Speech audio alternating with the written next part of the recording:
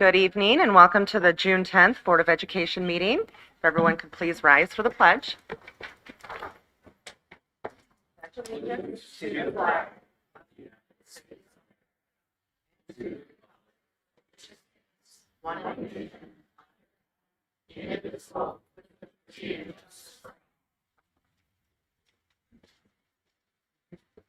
Thank you. James, could you take attendance? Yep. McDonough? Here. Aldred? Here. Summers here. Whitney? Here. Gibson? Here. Atchison? Here. Capajorni? Yeah. Okay. Any changes to the board agenda? Tanya, do you have a change? Yeah. Okay. All right. Item number 3, what we're all here for, the retiree recognition. Mrs. Freed? Good evening and welcome. We are delighted to have family, friends, and staff here tonight to celebrate together. Tonight we honor 17 individuals who have dedicated their careers to Oxford Community Schools. These teachers, bus drivers, cafeteria helpers, and paraprofessionals have been integral to our students' daily experiences and educational success. These educators have been in classrooms every day, helping students understand difficult concepts and reach their fullest potential. Our paraprofessionals have provided essential support, working with students and assisting in keeping classrooms running smoothly. Our bus drivers have maintained consistent schedules, navigated challenging routes, especially the back roads in winter, and have ensured students arrive safely to school and back home. Our cafeteria helpers have prepared thousands of meals, maintained food safety standards, and provided nourishment that fueled learning throughout each school day. Each retiree has contributed to Oxford to make education possible. They are steady, reliable, and resilient. To our 17 retirees, thank you for your years of service to Oxford Community Schools. You've done important work, and we appreciate your commitment. At this time, I'd like to invite each of our retirees in attendance to come forward as I call their names to receive their certificate of recognition. And board, if you would, please join me up here as well.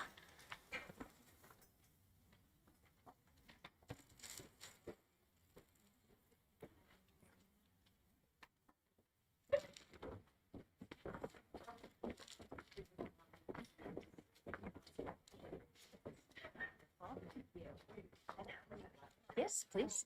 And Dr. Milligan, of course. Yes. Okay. Peggy Boggs.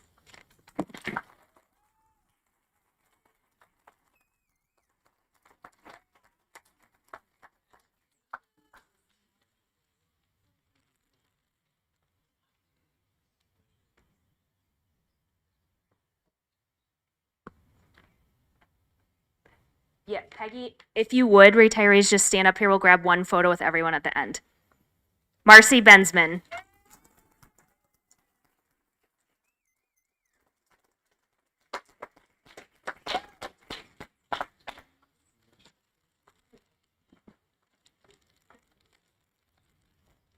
Connie Haugen.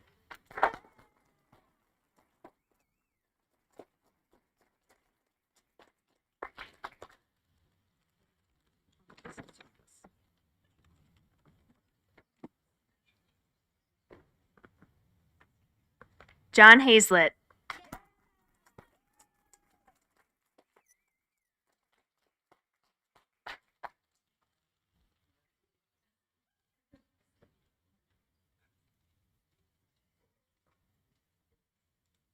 Don Reed.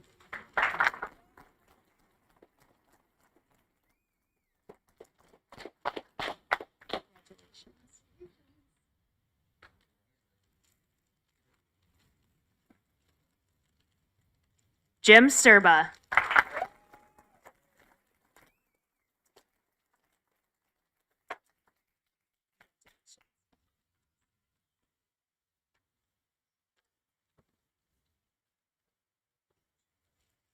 Shani Williams.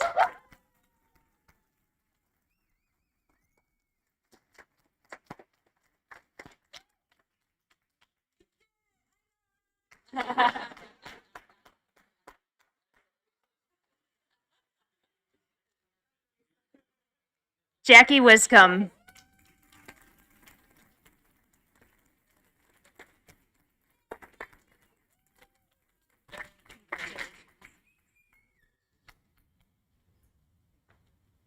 Thank you all for joining us tonight and celebrating these exceptional individuals, and we wish you the very best in your next chapter. Photo with everyone? Yeah. If you would, please, we'll just get one photo with everyone. Yes, please.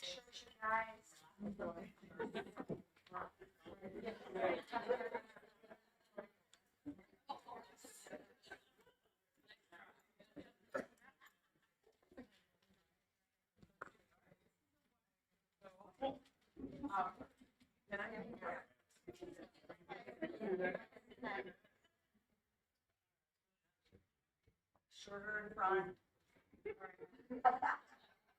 Stop just looking.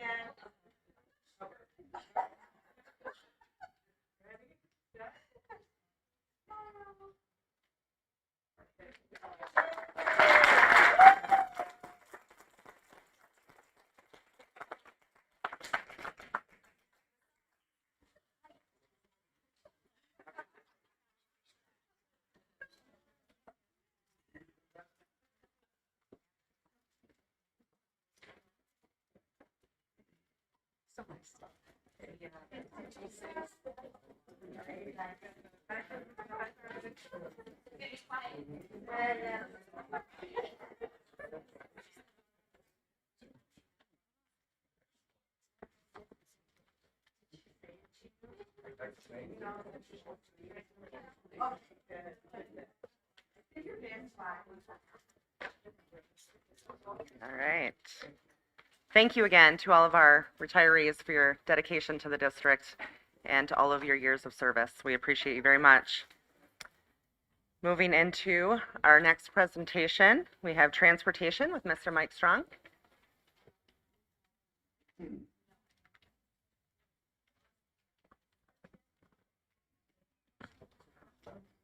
Thank you very much. I appreciate the opportunity to show you my department for Oxford Transportation. Let's see here. Okay, who we are. Director, Mike Strong. Administrative Assistant, Heidi Pratt. Coordinator, Linda Saddam. And Dispatcher, Lugene Kaysen. I'm very sorry to interrupt you, Mike.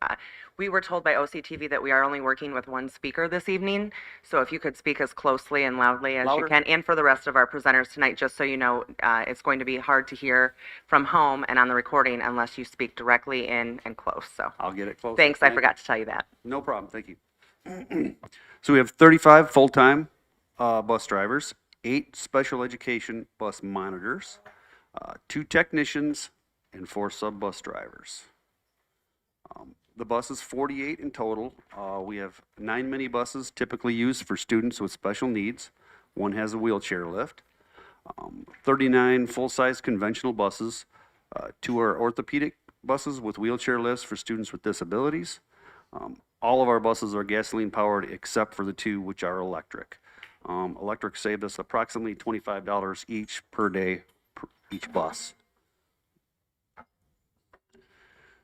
Point surprise, this is some of our group here. Let me get this was one of our birthday parties we had at the transportation department. I've got some trainers up in the top here doing, training a new employee. My technicians, this was our Spirit Day for Oxford. Of course, I've got my CARES Awards, a couple of my drivers up that won CARES Awards. And this was one of our buses that we decorated for a Christmas parade to make a sleigh out of it. Can you hear me? Okay. Our office covers a 12-and-a-half-hour day, opening at 5 a.m. and closing at 5:30, or after every student is home safe. We currently have 35 drivers, 14 are retirees from various professions. The average age of our department is 60, with the oldest at 81 and the youngest at 21. We transport 1,780 students to school every day. Approximately 370 are on unpaved roads, using 27 general ed buses and 8 special needs buses. We travel 3,180 miles per day to and from school, adding up to 572,000 miles per school year when you include field trips, athletic trips, and summer routes. We use approximately 85,300 gallons of fuel each year. And our 2023-24 cost to operate was $6.69 per mile. Okay, Oxford Community Schools is 77 square miles. We transport special needs students to center programs in Lake Orion, Waterford, and Bloomfield Hills. We also transport students experiencing homelessness. Down here in the lower left section, this red section is the Clear Lake attending area. Between the yellow line, which is M24, and the red area, that is our DAOES attending area. On the right side of M24, this is the Lakeville attending area, and everything in blue is Leonard attending area. The entire map is their middle school, high school attending area. Okay. 65% of our buses travel on an unpaved road at some point in their route. Oxford has basically 8 main roads: M24, Baldwin, Rochester, Drainer, Seymour Lake Road, Lakeville, Oakwood, and North Oxford roads. We start checking roads at 3:30 a.m. to give the superintendent the best information to decide if it is safe to transport students. We also coordinate with nearby districts. It is difficult to call a main roads only snow day during the winter months. We are currently researching the viability of a plan to address transportation for students that live in the main roads. It's difficult due to stop locations, times. Student safety is our #1 concern. Our goal is to be able to have school open for the bulk of our students that live on the paved roads when the back roads are challenging or icy. School bus drivers are governed by laws, rules, regulations, policies, and recommendations, federal and state. PA 187 of 1990's Michigan Pupil Transportation Act. This act regulates the equipment, maintenance, operation, and use of school buses. All school buses in Michigan are Michigan State Police inspected every school year. Hiring continues to be a challenge each year. We don't get the retirees from the big three.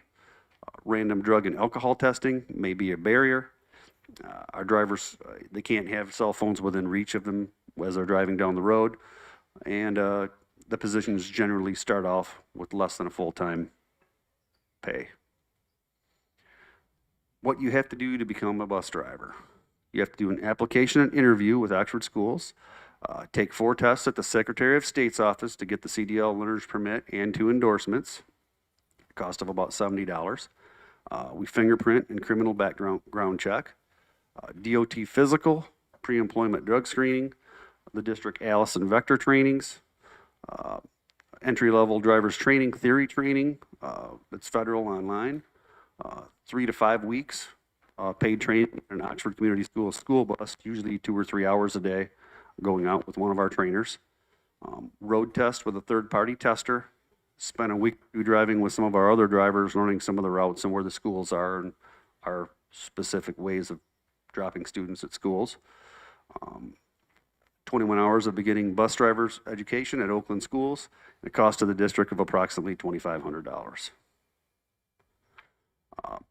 Safety, we do, we try to make sure that our drivers know their students. We do attendance at the beginning of the school year so they can get to know the students' names, especially the kindergartners, the younger students. And a lot of our drivers are trusted adults. We do evacuation drills throughout the year. Our RER camera systems are very good with 4 cameras per bus, and they have very good audio.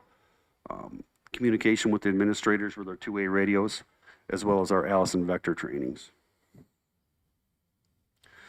These are some of our drivers. Actually, Kelly's on here twice, so I've got Kelly, I've got Jim, Jen and Bert, Amy, and Kelly again, because she's always got the best costumes. And I think that is about what I have. Thank you guys very much for having me, and do you have any questions? Shane? I have both a comment and a question. First of all, the comment is I'm amazed at how well the buses run during the inclement weather, and especially in my subdivision where knuckleheads love to park and make it like almost like a video game for these poor bus drivers to try to get around. But Thank you very much. everything has been amazing. As a parent with 2 kids that ride the buses, I've never had a complaint. Everything's been great communication-wise. When things have been behind, you guys have been great about letting us know. So, again, from a comment standpoint, thank you as a parent. Thank you very much. The question I have, when my family lived in Nashville for a year, the buses down there were equipped with almost like tracking. And we had an app on our phone to be able to see where our kids were on the bus from this app. And I wondered if that's something we've ever looked into or something we've ever thought about. We have looked into it. Our camera system has the capability, but a lot of these systems are LTE based, like cell phone based. And when you start heading out towards Leonard, it'll just stop. It shows the bus stops. And so we haven't really come up with a system that we've seen that it's like foolproof for that, because the parent will see the app, the app will stop, the bus hasn't moved in 10 minutes and they're wondering why. Well, it really has. It just hasn't reported back to the main hub so it could give them updated information. So in town, it's easier, but once we start heading out in the back roads and getting up towards, Leonard and north of Dryden area, it's really hard. All right. Again, thank you very much. You're welcome. Thank you. Any other questions? Okay, great. Thank you so much, Mike. Thank you very much. Appreciate it. All right.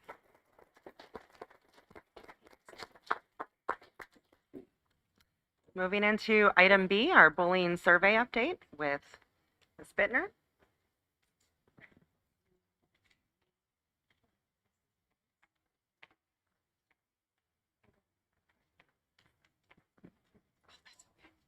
Okay. All right. You guys feel so far away, but I'll stand here. Okay, so good evening, everyone. My name is Bridget Bittner. I'm a coordinator in our Student Services and Wellness Department. Thank you for having me here tonight. I'm here to present the 2025 Bully Prevention Survey results and the action steps that our team is taking and going to take. This presentation reflects a district-wide effort to better understand the experiences of our students and make informed improvements to school climate and culture. The purpose of this presentation is twofold: to share key findings from our recent student bullying survey and to outline steps we're taking based on those results. The survey plays a critical role in helping us take a systematic approach to bully prevention. It promotes honest reporting, helps us identify areas of concern, assesses overall school climate, informs targeted intervention, and allows us to monitor trends over time. We'll start with some background information on the survey, then move into results and action steps, first for our secondary and then for our elementary. Okay, so we first began using the Olveus Bully Prevention Survey in the 2011-2012 school year. For those that don't know, Olveus is an international bully prevention organization. This year we transitioned to a district-created survey using Olveus as our basis, which allowed us to customize the survey to our student population. Also, Olveus's data and averages were only representative of districts that used their survey. So by switching to and using the data from the CDC, we were able to see national data benchmarks. And then students 3rd through 12th grade completed the anonymous survey. Here you can see number of students who participated by building.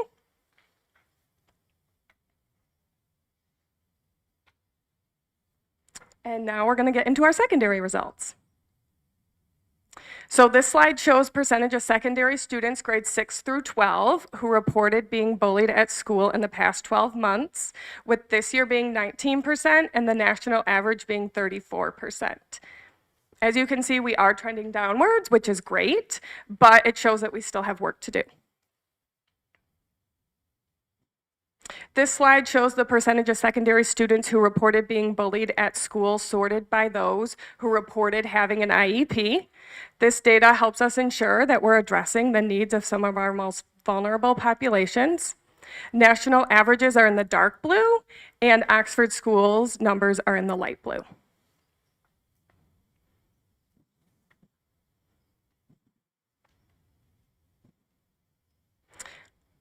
This slide shows the percentage of secondary students who reported being bullied at school, sorted by students who identify as part of a sexual or gender minority.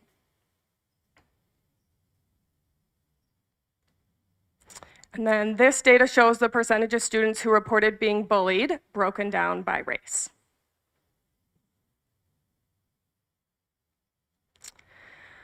In addition, we learned that just over half, 54.2% of students who reported being bullied told someone about it. This is an area that we would like to grow. Hallways were identified as the most common location for bullying, and most frequently types of bullying were teasing, spreading lies or rumors, and cyberbullying. In response to these findings, several actions were taken this year. We made intentional efforts to support students of color with OHS admins and family school liaisons, meeting with some of our school of choice students in hopes to increase feelings of inclusivity for incoming freshmen and families through outreach with school of choice students. We also reviewed e-hall pass data to examine hallway use, since hallways were the most common setting for bullying.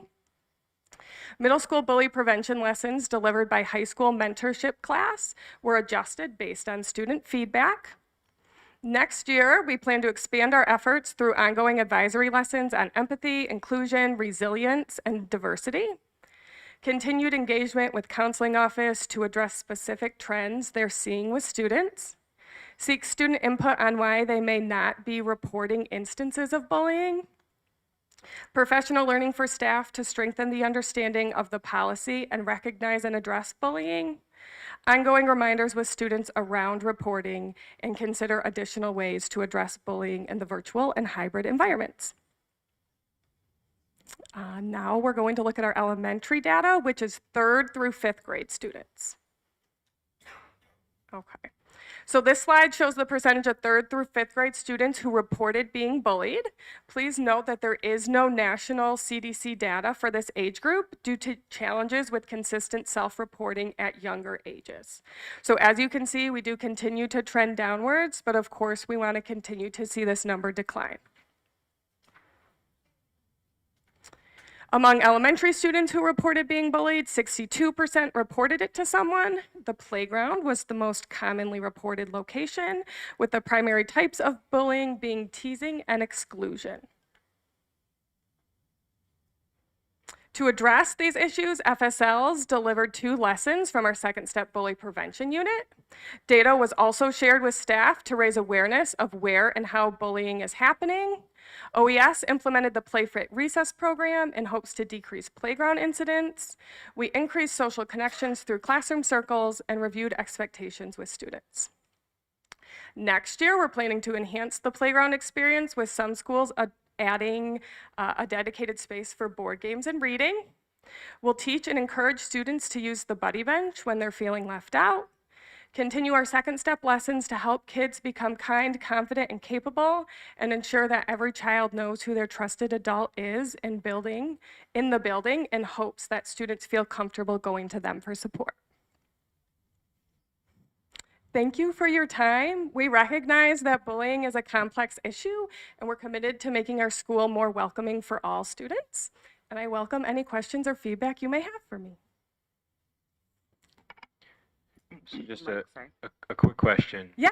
I'm thinking about the secondary results, and I'm wondering, from the highest reported location of bullying taking place in the hallway, I'm wondering how we can hone in on that, right? Like where, when, locations, and if we staged teachers and whatnot in between classes or breaks, or any of the data that would drive a little bit more focus on the hallway, because we've identified where, now we can identify how we deal with it, right? Any thoughts just in general? I as think we're that's a working great through it? idea. Brad Bigelow and I have talked extensively about some of their e-hall pass data, because I know it can really break down.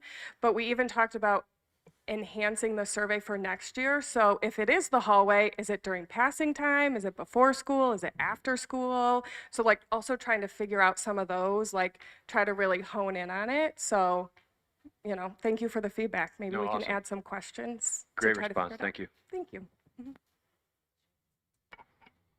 All right, thank you for the presentation. Couple of quick questions. The slide, I think it's slide number 5, with the number of students who completed, do you have the data as far as percentage-wise? I don't. I can get that to you though if you'd Okay. like. And then second, I mean, I do have it, just like not on my sure, person. right, Yeah. no, I get you, I get you.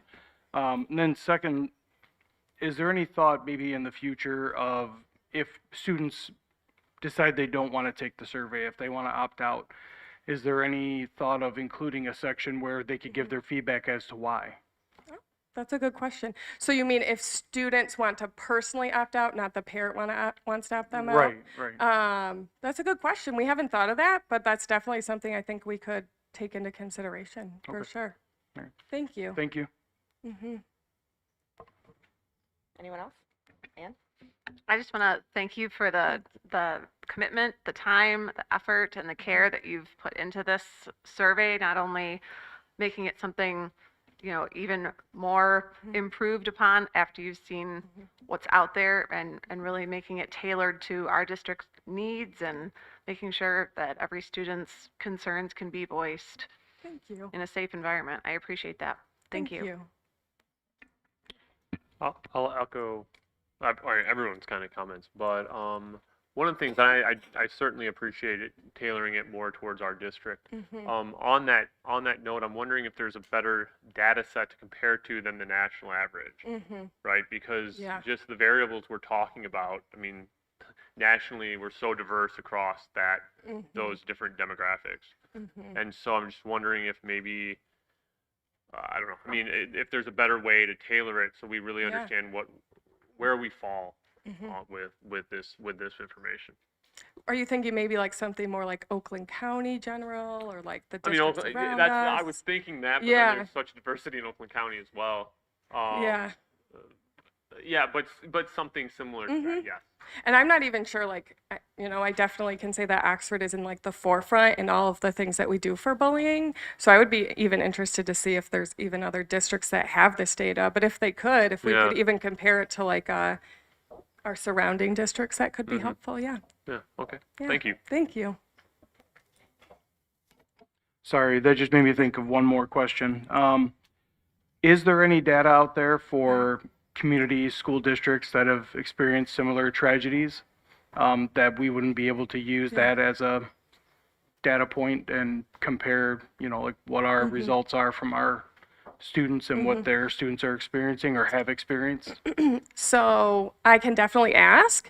I am part of our National Mass Violence Center, like community or like forum for districts that have experienced tragedies, and that's put on by the like University of South Carolina. So I'm happy to ask. They collect a lot of data. They have someone that's just focused on data. So I'm happy to reach out and see if any other district would even be willing to share those numbers or if they even take a survey like this. But yeah. Right. I would love for it to be the case that there were no other districts or schools, but unfortunately course. there's a lot. Yeah. So I just wondered Yeah. if there was a way to compare that.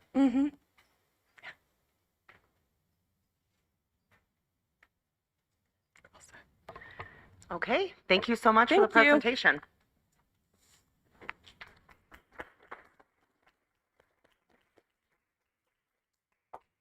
Item 5, our scheduled public comment. We have one, Jim Gibbons.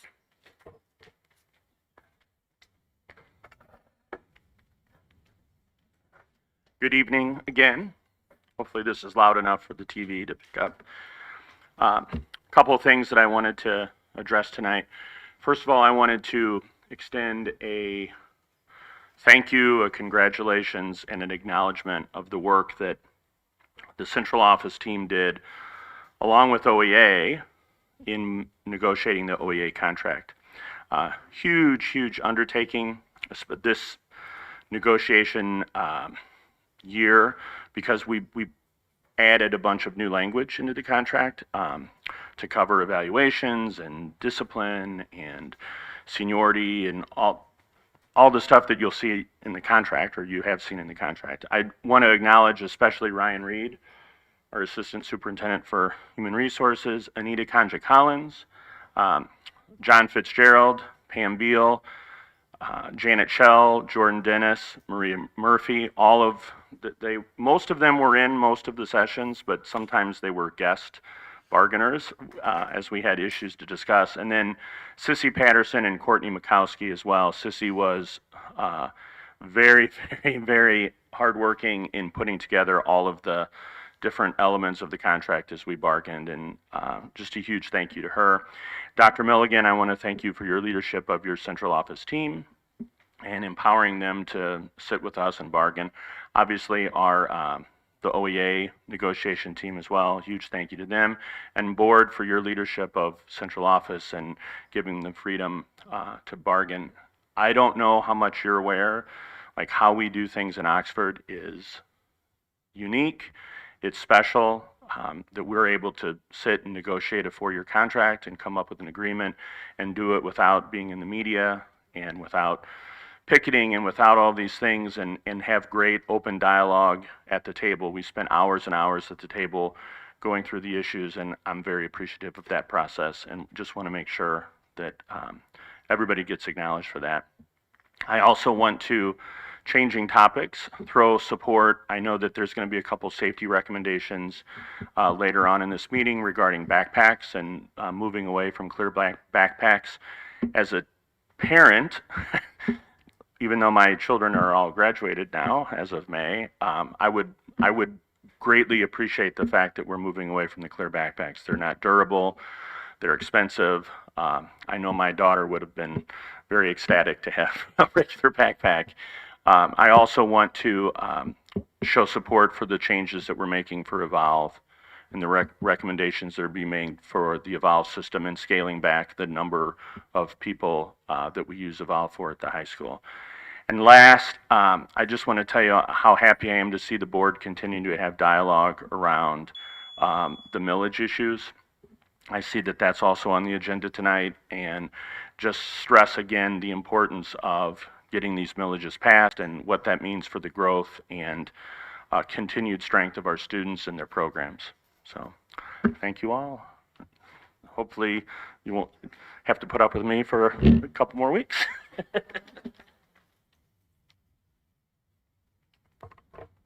Okay, thank you, Jim. Item 6, our consent agenda.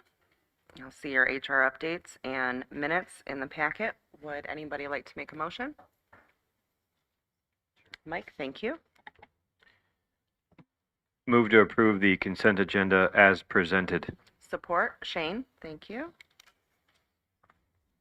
Any discussion? All those in favor? Aye. Aye. Any opposed? Motion carries. Item number 7, our superintendent's report with Dr. Milligan. All right, thank you, and good evening, everyone.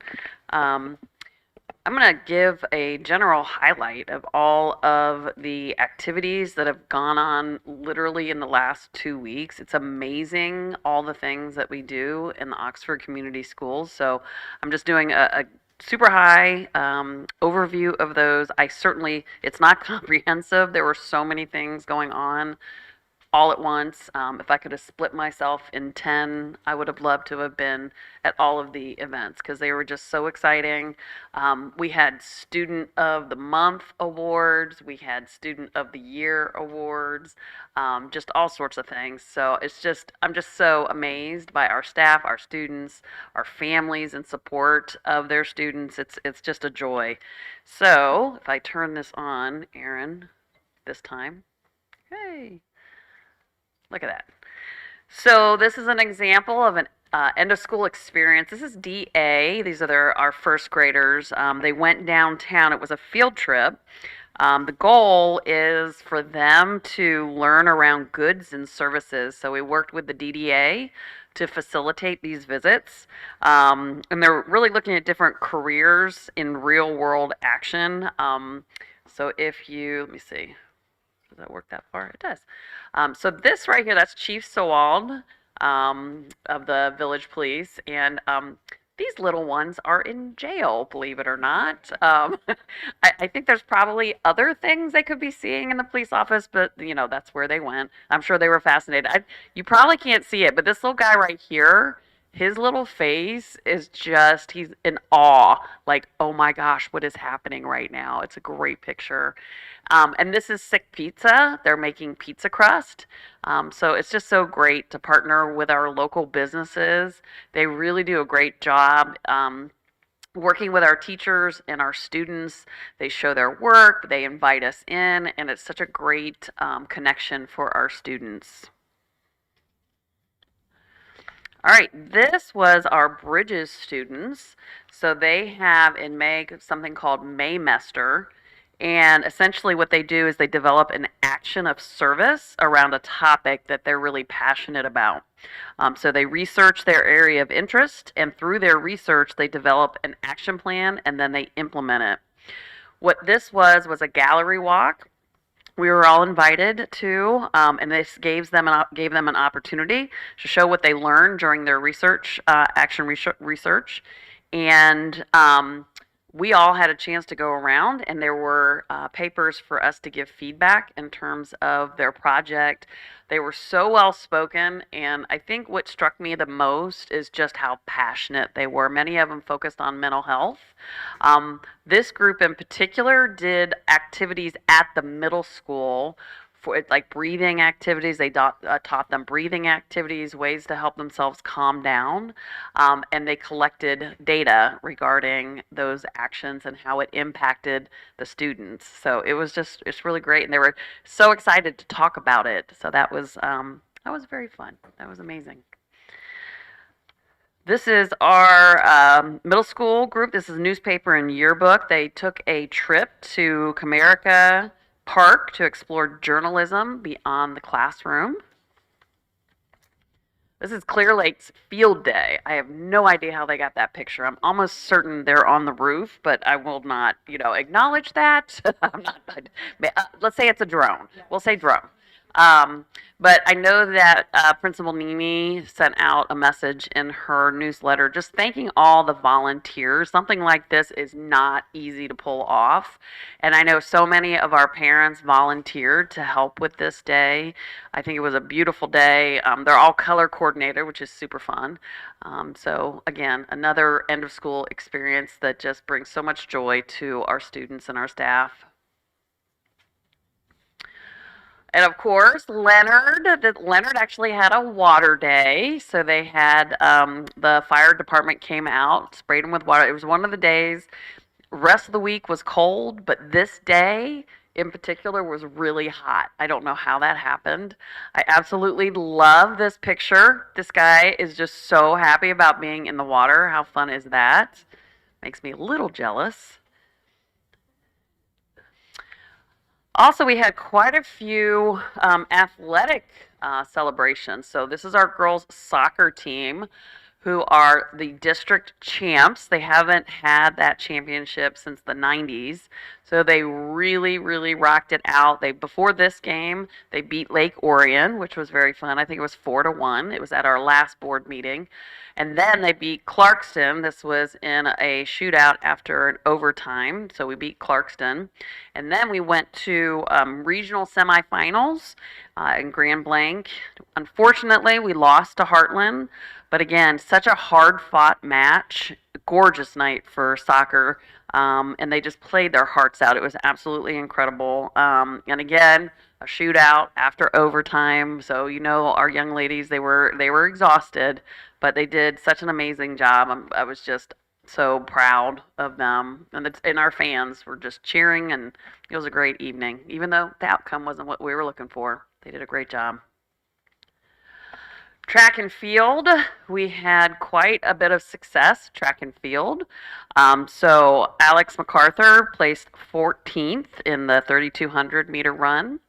Our own Mallory Bigelow, 7th place in the state and set a new school record in the 3,200 meter run. Incredible. And then Lauren Macker, she PR'd in personal best in the 100 meter dash at 12.44 seconds. So lots of success in our track and field. I'm looking forward to our strategic planning session with the board on Thursday. It's a special meeting. So what we're going to do at that meeting is review where we landed with the strategic plan. We're pretty solid on our vision, mission, and core values, thanks to our community. We had vetted the aligned actions at our last community meeting, so we've zhuzhed them up quite a bit with as much feedback as we can get. And so we'll go over not only the information, we're going to show a draft public-facing document to help articulate the information. So I look forward to sharing that. Our team did an amazing job. I cannot even tell you how much time and energy they put into developing this. So I am incredibly proud, not just of the outcome, but the process and the journey. We had great dialogue, deep conversation, lots of really important thought processes around, what do we want for students and how are we going to make that happen? So it's pretty exciting. I'm very proud of the work.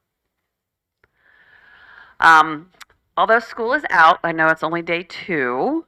We do have summer school opportunities for our kiddos, and the high school has a very robust summer school opportunity. And it's not like old school where, you go to summer school because you did something wrong necessarily. It really is an opportunity to bolster where you're at in school. Many of our kids take classes to get ahead and really so they get ahead academically. Sometimes they do it just because they might have struggled a little bit and they want to reinforce some of their learning. Some of them, I don't know about anyone else's kids, my kids suffered if they did not follow a routine. Woo, they struggled. And so even if they have a part of their day that's academically focused, it can keep them in that routine and address the learning loss that sometimes happens over the summer. So I just wanted to emphasize that is an opportunity. I know that sometimes kiddos will boo-hoo it, but it does have many, many perks. So just keep that in mind. This is not in your slide deck, so Shane, I'm not going to say it. I added this because I went here today. This was an invitation. Huge thanks to Don Maskell at Crossroads. He has done so much for our students there and our staff there. He was such a joy. Because he is very well connected and he's here, there, and everywhere, he has strong ties to the Detroit Lions. And he invited Mr. Lomas Brown. Really neat guy. So for those of you who don't know Lomas, like I did not know Lomas, he had a college career at the University of Florida. He played in the NFL 18 seasons and was drafted in 1985 by the Detroit Lions and played 11 seasons with the Lions. He was inducted into the Pride of the Lions, which is Detroit's Ring of Honor, and won a Super Bowl championship with the Tampa Bay Buccaneers in 2002. So right now he works as a football analyst and commentator and a radio host on Detroit Lions broadcasts. And what he did, and that's actually one of our students introducing him, did a fantastic job. But essentially he was talking to the students about, hey, our lives are made up of the choices that we make, and all of our choices have consequences, the good, bad, and the ugly. And he talked about his own personal experiences and the tough choices he had to make when he was growing up in Miami, Florida, and the decisions he made. So, for example, he chose to, instead of going to the University of Miami, where he was with all his friends, and he was like, ooh, I knew that was going to be a problem just because some of the shenanigans we get into. I'm going to go ahead and make a decision to go to the University of Florida, which is about 5 hours away. And he said it was a tough decision, and it was the right decision for him. I loved his message so much when he said, you've got to take care of yourself first. And the analogy he made was, when we fly in a plane and they teach you, if you lose cabin pressure and the mask drops, you always take care of yourself first, so that you can then take care of others. And I'm telling you, the students that were in that room were just riveted by his message. And, you know, I loved his message of hope. You could tell that the kids were really, really focused on his message and positive, and they had started asking lots of great questions. So it's wonderful that Mr. Maskell thought of this, and it's also wonderful that you know, Mr. Brown was able and willing to come. He was such a wonderful spirit to be around, and you could just tell what the impact he had on the students. So it was a great day. It was a great day. It was, you know, last minute, but we got over there, and it was awesome. So very proud of everything we do in Oxford Community Schools. I do want to thank, today is actually my 1-year anniversary here in Oxford Community Schools. I know. So it's just been such an honor and a thrill, and I'm just thank you. I thank the entire board for the support. Thank you to the community and my staff. I have a phenomenal staff, and we just collaborate very well together to get this work done, because it's important work. Our students are the focus of our work, and they are the most important aspect of what we do. So if we keep them in the front and center, we will never go wrong. So thank you for everything. Thank you. Any comments, questions? Good. Well, thank you again, Dr. Milligan, and happy year anniversary. All right. Moving into item 8, we have our committee updates. We had a finance and a policy committee. Mike, would you like to give us an update on finance? Sure. Finance committee on May 30th. It was Ann and I, and then John and Courtney attended, and Dr. Milligan.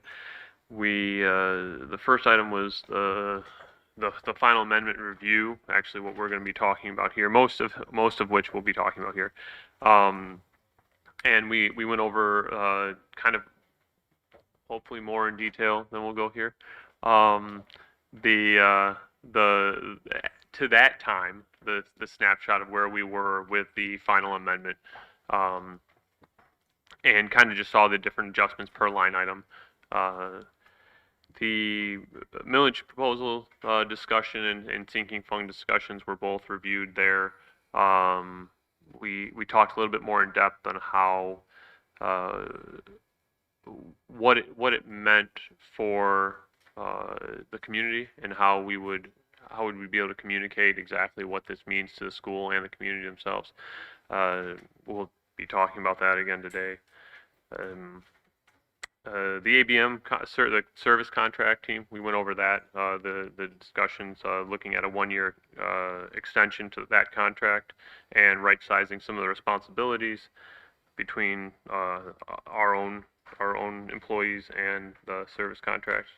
An update on the RFP for the Washington, the old central office building.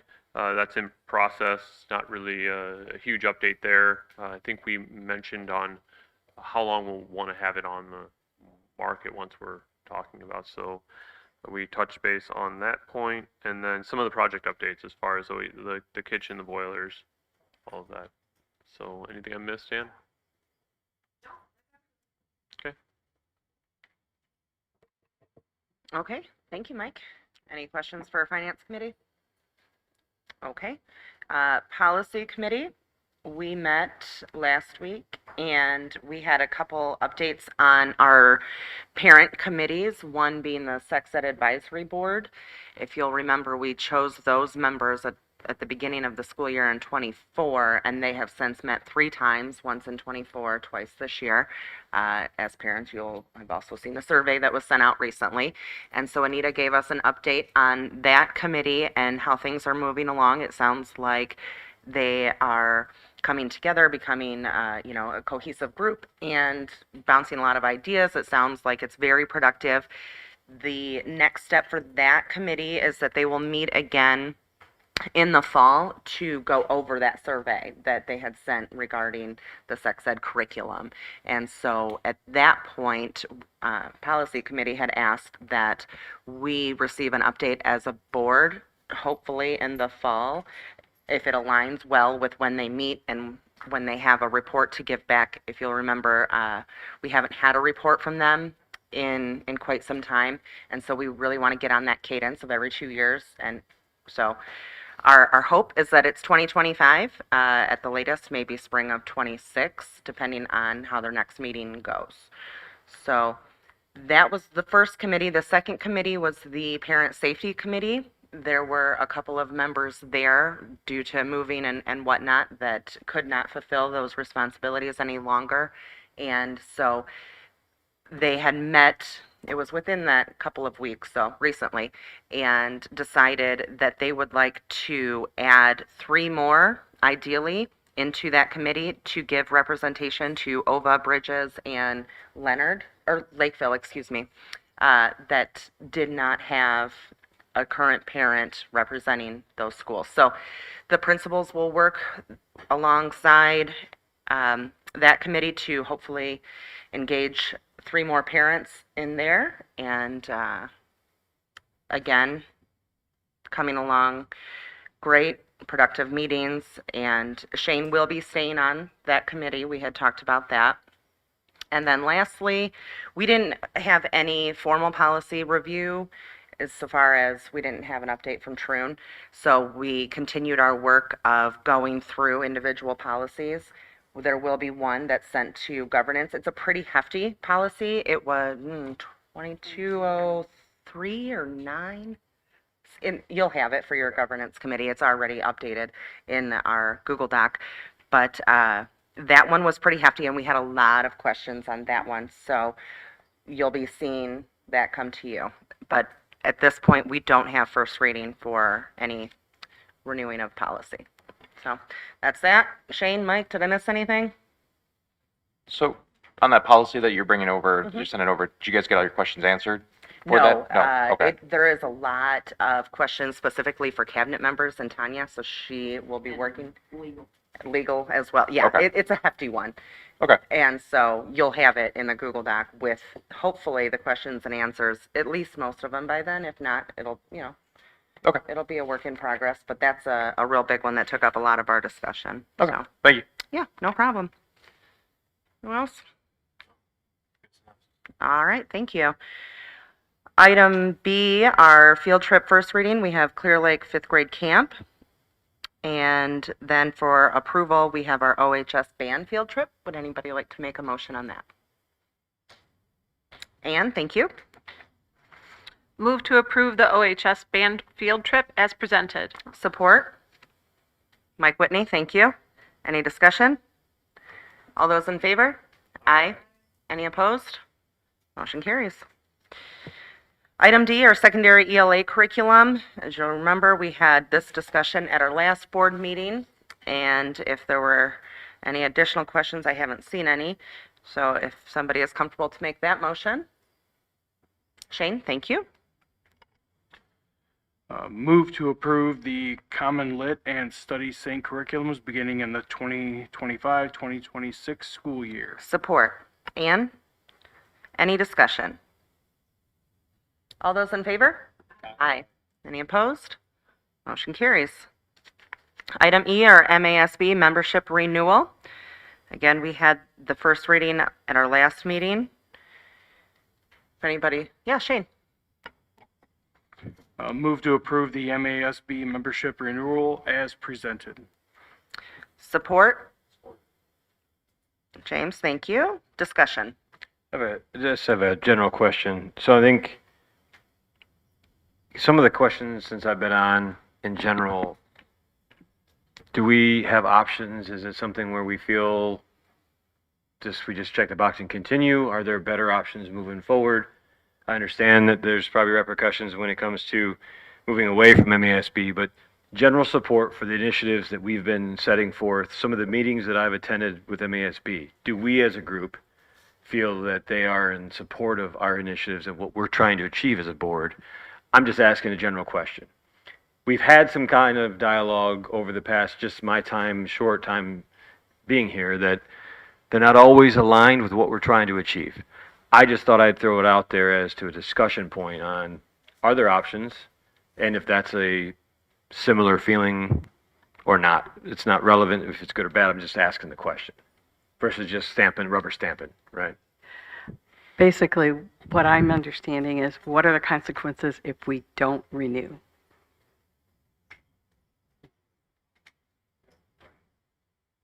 Well, specifically, what other options are out there and what are the pros and cons, I guess?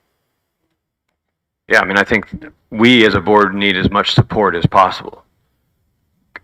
I think to use some terminology, good, bad, and ugly, it doesn't matter what the support is, but if we have the guidance, are they the best avenue for what we are using? That's a question. I don't know. But I'm just not ready to just run in and do a renewal without having some sort of discussion and, if anything else, an understanding, right?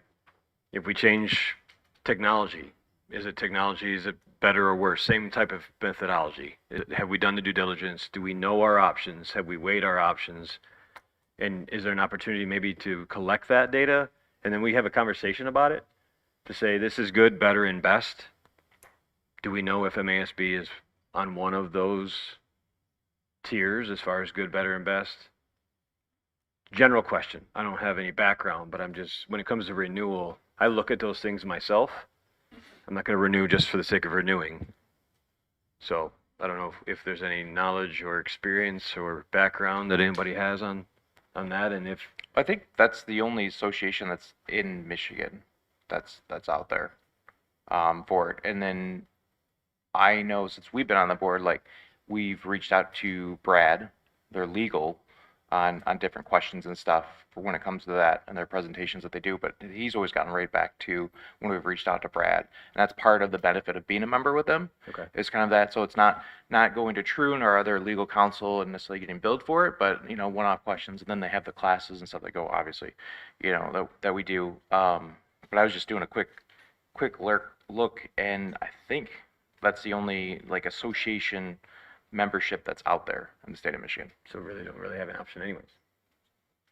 We can choose not to renew it, and then we wouldn't be part of it. And then the initiatives and stuff, but they are think of them almost like a PAC for the state. Okay. So they have other committees and stuff that go to Lansing and stuff on behalf of, and so I think still being part of them, but I think it's good to look to see. Like I said, I was just quickly looking to see what else was out there, and I don't see anything. And this is an annual renewal, right? This is a yearly deal? Yeah. So I guess if, on that premise, if it's something that we can at least put a sticky note on and say, hey, For next year? are they the best for Oxford? Are they the best for our board and our initiatives? And even if they don't have, if we don't have an option, James, Yeah. it's that sucks. Only because you don't have another option. Right. I mean, if there was only one option and you're getting a pigeonhole on that, then they've kind of got the monopoly, which sucks, right? But I was just curious. Just a general curiosity killed the cat on this one, is there something better for us? And it doesn't sound like there is, and that's fine. I'm not saying that they're bad or not, but general discussion. Justin, sorry to put you on the spot. Do you know when the deadline is to renew? Beginning of July 6th.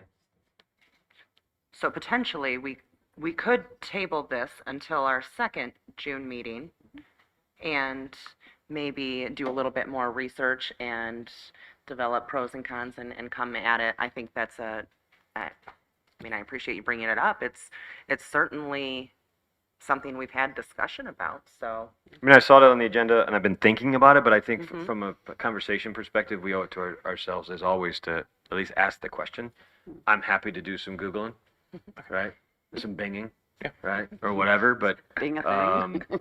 right, I don't want us to just rubber stamp something on the case of renewal if there's a chance for something that could potentially be better. And James, to your point, man, if this is the only angle and they do have some good, good or bad, it doesn't matter. Yeah. Then we're not kind of stuck, right? I just wanted to ask the question. I think if there's not my thoughts, if there's not other options to consider, then I think we still get some benefit from being part of it. Okay. But to your point of what else is out there, like you said, better, best.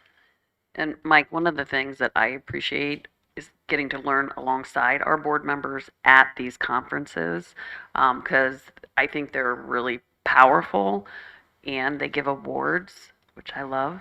And we're really close to getting our first level award, so I just want to bring that up as a point of clarity. I would just want to make a note that I was in a school tour a few months ago, and room 118, those little babies are great with crayons and finger painting. I'll get you an award. Thank you. I'll frame it. No, this is exactly it. Like the conversation with amongst us as to just a renewal just kind of hit me.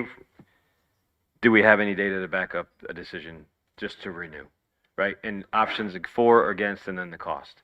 Those are some of the things. Maybe we get a chance to table it. Just like I said, I volunteer. I'll do some research myself and see what I come up with.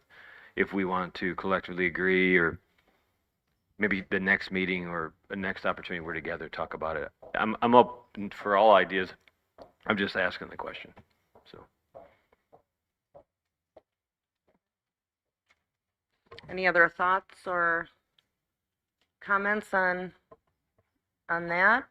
Anybody have a preference on tabling this until the next meeting? Yeah, I think due diligence, we can table it till the 24th and then come back and have a more educated vote. Yeah, I'm in favor of that. Okay. Shane, you made this motion, correct? Yeah. Would you like to request to withdraw your motion at this time? Sure. Thank you. Yes, I request to withdraw the motion to approve the MASB membership renewal as presented. Okay. All right, I think that's a great plan. Okay. If everyone's good, I'll move along. Okay. Okay. Thank you. Yeah, thank you. Item F, our MHSAA renewal. Would anybody like to make a motion on that one? So, James, thank you. yeah, move to approve the MHSAA renewal as presented. Support. Mike Aldred, thank you. Discussion? All those in favor? Aye. Any opposed? Motion carries. Item G, our Lighthouse Connection nomination. Somebody like to make that motion? I can. Move to approve the reappointment of Dahlia Ross Waldron to the LCA Board of Directors. Support. Mike Aldred, thank you. Discussion? All those in favor? Aye. Aye. Any opposed? Motion carries. All right, item H, the OEA collective bargaining agreement. I know that occupied a lot of your weekend. Somebody like to make a motion on that? Shane? Move to approve the collective bargaining agreement between Oxford Community Schools and Oxford Education Association as presented. Support. Ann, thank you. Any discussion? Again, thank you to all of our staff for coming to a great contract and working so collaboratively together. We really appreciate it, so. Thank you. Oh, yes, this one is a roll call. Thank you, Tanya. James, would you mind? Yep. Gibson, Yes. Summers, yes. Atchison, Yes. Aldred, Yes. Campajorni, Yes. Whitney, Yes. McDonough. Yes. All right. Excellent work, everybody. Item 9, we have our elementary science curriculum.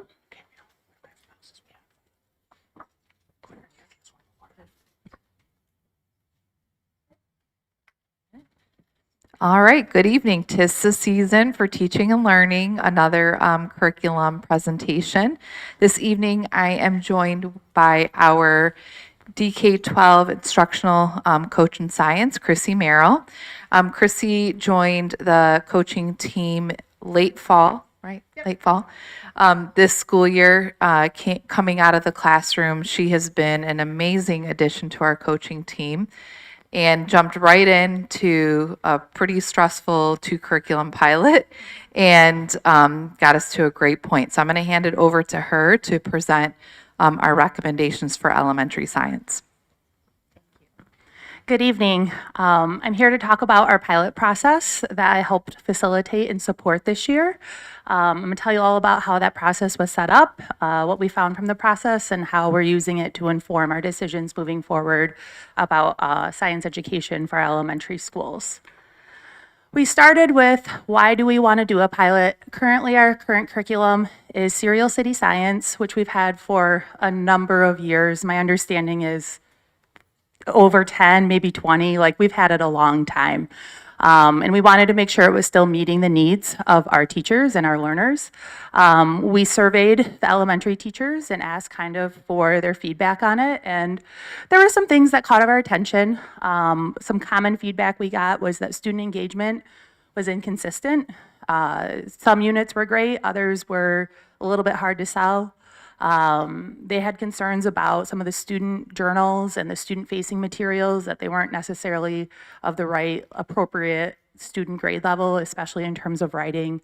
And the one that really caught my attention as a science coach is that Serial City is NGSS aligned, which is very different than NGSS designed. So I'm going to give you a very short little lesson in science standards. In 2012, Michigan adopted the Next Generation Science Standards, which is what we refer to as NGSS.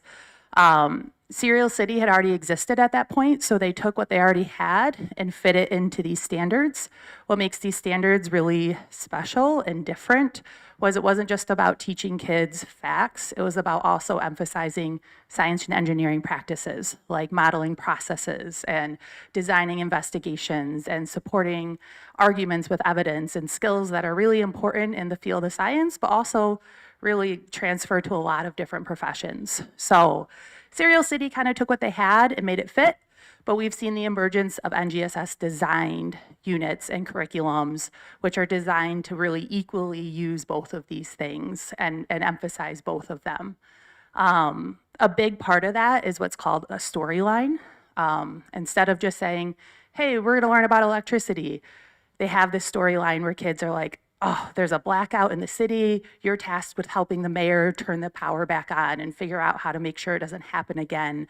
And it's a storyline that runs through all the lessons, and each lesson offers a piece of the puzzle. And then by the end, they're able to, complete a task that helps solve the problem that was presented to them at the beginning. It's how science does inquiry-based learning, which is, kids doing and learning rather than just kind of being told. So when we asked our teachers, well, what are you looking for? We wanted to see that NGSS designed, coherent storyline running through all the units. They wanted higher quality texts and things that were more age appropriate, and then a unit design that would consistently engage our learners across the units in every single unit, and not some of that hit and miss engagement we had with Serial City.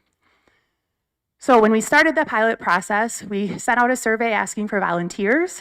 From those volunteers, we picked 2 grade level teachers from K to 5. These 2 teachers taught the same grade level, and were also paired in the same building so that they'd have a partner to work on the curriculum with, because it's a very heavy lift to ask for teachers to try a new thing, and we wanted them to have kind of a buddy to work through it with. Those pilot teachers attended curriculum presentations from 4 different companies, and they looked at all the sample materials. They essentially voted, and from that vote, they decided on 2 programs. The first is called Amplify Science.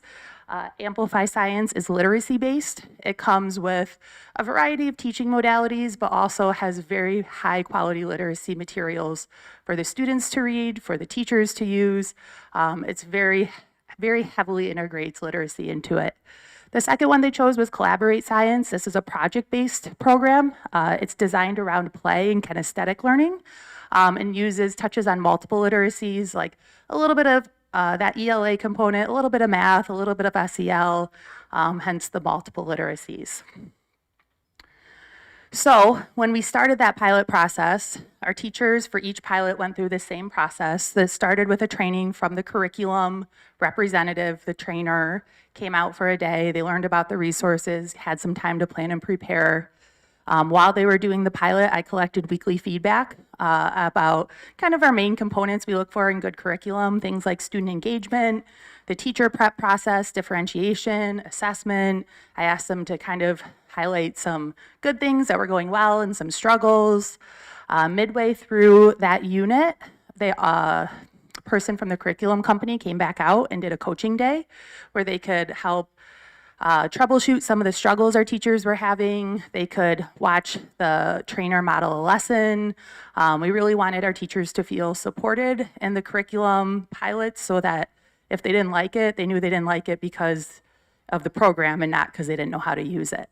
They also had virtual office hour sessions where these were like little Zooms they could pop in and get quick questions answered. And then at the end of the pilot, I did an exit interview where I looked at kind of like the best things about the curriculum, the things that stood out the most in terms of struggle, and how it compared to our current curriculum, Serial City. We did that for both Amplify and Collaborate. And we are left with a very split decision. So our lower elementary teachers and our upper elementary teachers preferred different programs, and they felt very strongly about these preferences. Starting with our lower elementary, they preferred the Collaborate Science, which was the project-based multiple literacy program that was play-based and kinesthetic, and it makes sense because our little kids, they want to move, they want to play. You see some pictures up there from some of the lessons. This is Mrs. Bull's first grade classroom. Their unit was about studying how humans and worms are different in their senses and how they sense their environment. And they adapted the game, pin, the tail, and the donkey to learn about how if you take away a sense, how you rely on your other senses. They liked that the lesson structure was very flexible and adaptable to the classroom. It was very much like, here's the framework, but you can adapt it to make it your own in your classroom. With Amplify, they felt like our little kids weren't doing enough and moving enough. Here's another slide. This was Mrs. Leroy's kindergarten classroom. They had a life cycle unit on butterflies, and you can see all their progression of where they got to see them from little caterpillars to big caterpillars to the chrysalis and the butterfly. They read to the butterflies. That was their own idea. It was super cute. I also had a picture. I got a picture after I made this after the fact where I've never seen a picture of so many proud people letting their little butterflies go into the wilderness. And they had a lot of fun with it. Our upper elementary classrooms preferred Amplify, which was our literacy-based program. Like I said, they really, really enjoyed the high-quality literacy materials and were really excited about the potential to be able to do some of their literacy teaching in the context of science. There was a lot of resources to help support those literacy strategies and the science teaching that went hand in hand, and they had lots of modalities. They had the hands-on investigations, but they also had things like this program designed their own simulations and their own tech tools, and they had a huge variety of things to teach off of. My pictures up there, you can see that was Mrs. Melbo's fourth grade classroom. You can see kind of the top picture is they're learning how to use one of the simulations. This unit was on waves and light and sound, and then you can see their student journals and their word wall and see some of those literacy components working in the science lesson.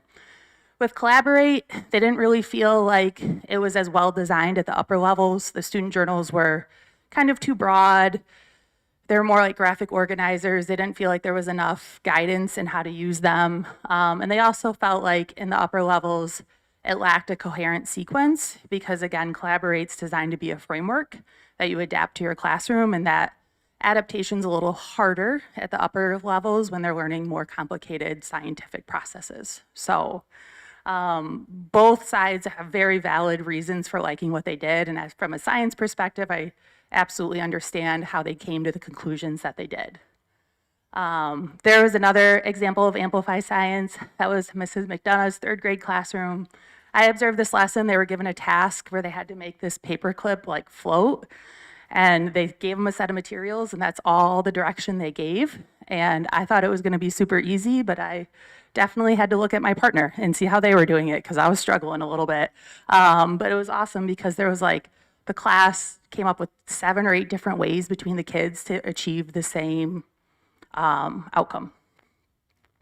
So our recommendation moving forward is we would like to adopt Collaborate for our K2 grade levels and Amplify for 3-5. How that would look in terms of a rollout is in the August PD, we would provide them teacher training from the curriculum companies like our pilot teachers received. In the fall, they would receive, again, that coaching day where once they're in the curriculum, they can kind of troubleshoot what they're struggling with, see a lesson being modeled.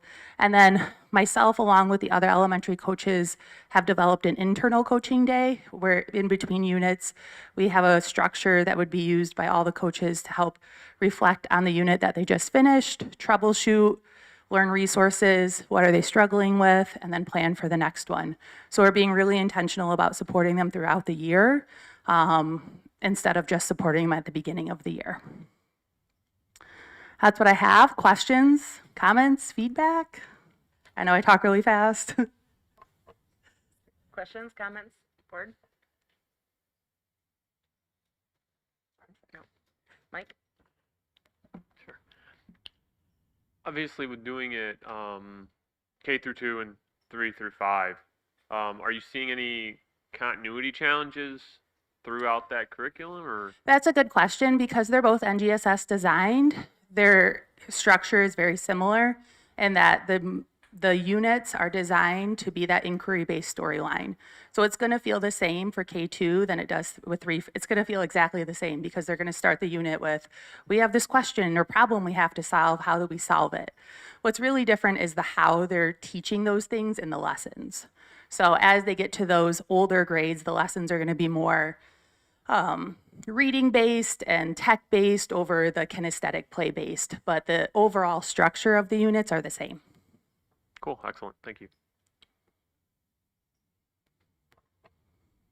This is kind of an out of the blue question, so I don't expect you to know the answer to this, but something for our next time when we vote on this. It just stood out to me because I hadn't seen this verbiage in another contract, and in their limitation of liability, it essentially says that even if they know about a problem, any lost data or compromised data to the customer using the software, they're not responsible.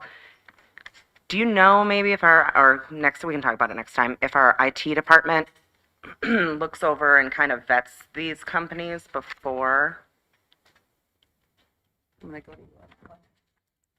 Yeah, I mean, I have to admit that I didn't catch that in the contract too. Our IT department is who rosters and essentially puts them into our system. So I'm sure there are some security.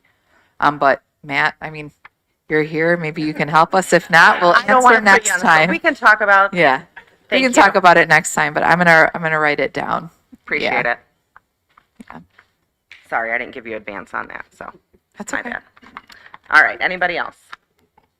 Shane? Yeah, just real quick, I just want to thank you guys for the process when it comes to leaning on our subject matter experts, which are our teachers. And I think that that's in some districts, mainly the one I've come from previously, that was very underutilized. So I appreciate that being the process and letting the teachers have a voice in this. Because they're the ones that have to teach it, and they're the ones that know what works and what doesn't work. So appreciate it. Thank you. Thank you. I appreciate you noticing that because both the curriculums that we brought forth in the last month have gone in a couple of different directions based on teacher.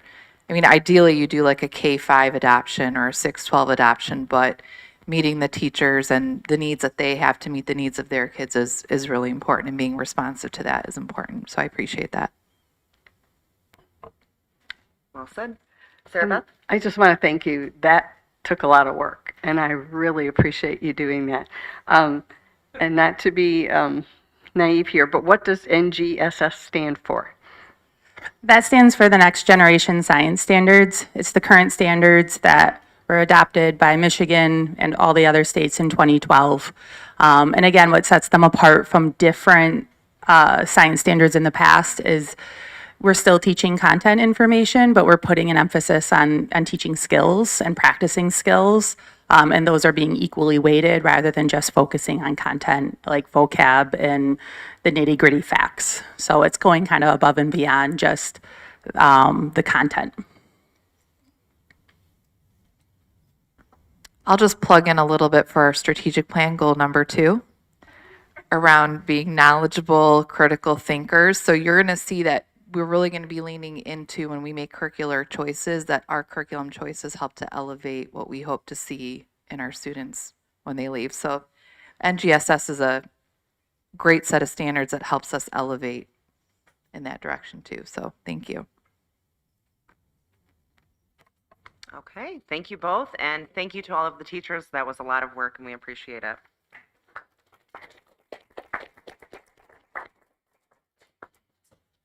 All right.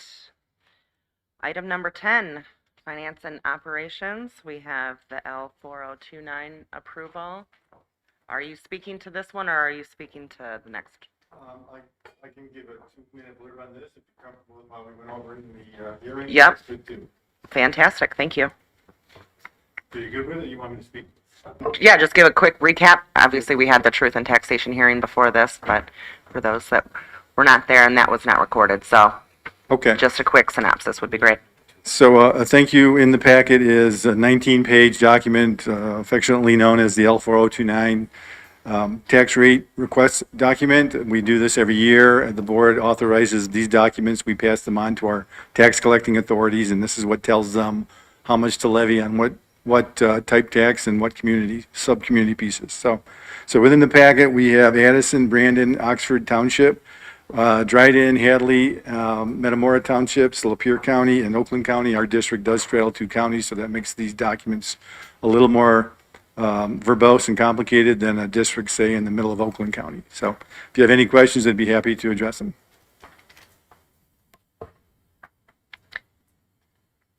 Any additional questions? No? Okay. Thank you. Anybody like to make that motion? Like, Mike Whitney? move to approve the L4029 documentation as presented. Support. Shane? Thank you. Any discussion? All those in favor? Aye. Any opposed? Motion carries. All right, item B, our final budget amendment first reading. Courtney? Thank you. Good evening, and thank you for having me tonight. I'm here to present to you the final amended budget for fiscal '25. In your board packet, you should see one of these papers for each fund that we're bringing to you for a final amendment. The 5 funds that we're bringing to you are general fund, debt services, food service, community services, which is our child care, and then capital projects. I do want to note that if you printed the board packet before, about an hour before the board meeting, the last page, it says capital projects fund, but it's actually the food service. There was just a typo on the title of that page, just to make sure you saw that. We do this final amendment to update our assumptions that we do both in June the prior year for the original budget, and then we brought another amendment in February. This is just more, we have more information as the year goes on, so we update the assumptions as we approach the end of the year. Keep in mind, we still have several payrolls as well as ongoing expenditures that we are still estimating at this point. So this is our best educated projection for the final budget at this time. On this document, you'll see the first column is going to be the Amendment 1 that you approved in February. And then the third column is going to be the proposed amendment that I'm bringing to you tonight, with the second column being the changes that happened between those 2 amendments. It's the same format that we followed in the original and the amendment, where you'll see the revenues and expenditures broken down by subcategories. The revenues are listed by local, sorry, I just lost my thought. Local, state, federal, and other. And then the expenditures are broken out based on their purpose. So we have like basic programs and added needs. That's where our teachers and our special ed staff are in. And then we have the support services, where we have our transportation, our business office, our technology, operations, and all the different categories that go into there. For any proposed amendment resulting in a change in excess of $100,000, you'll see there's letters again on the column, and those will have further explanations on the second page. So we break those out and give you further explanation. Also in your board packet, we have an executive summary where that will give you a little more detail about our thoughts behind going into our projections and where we think we're going to land, and then also more detailed information on those category changes. So just a few highlights. The budget surplus has been reduced from $157,819 in Amendment 1 to $121,985 in this final amendment. This is the net reduction across all of the proposed changes. The operating transfers reflect the ins and the outs of the general fund. So the transfers in, we charge food service and our child care programs for reimbursing us for indirect costs for their administrative costs.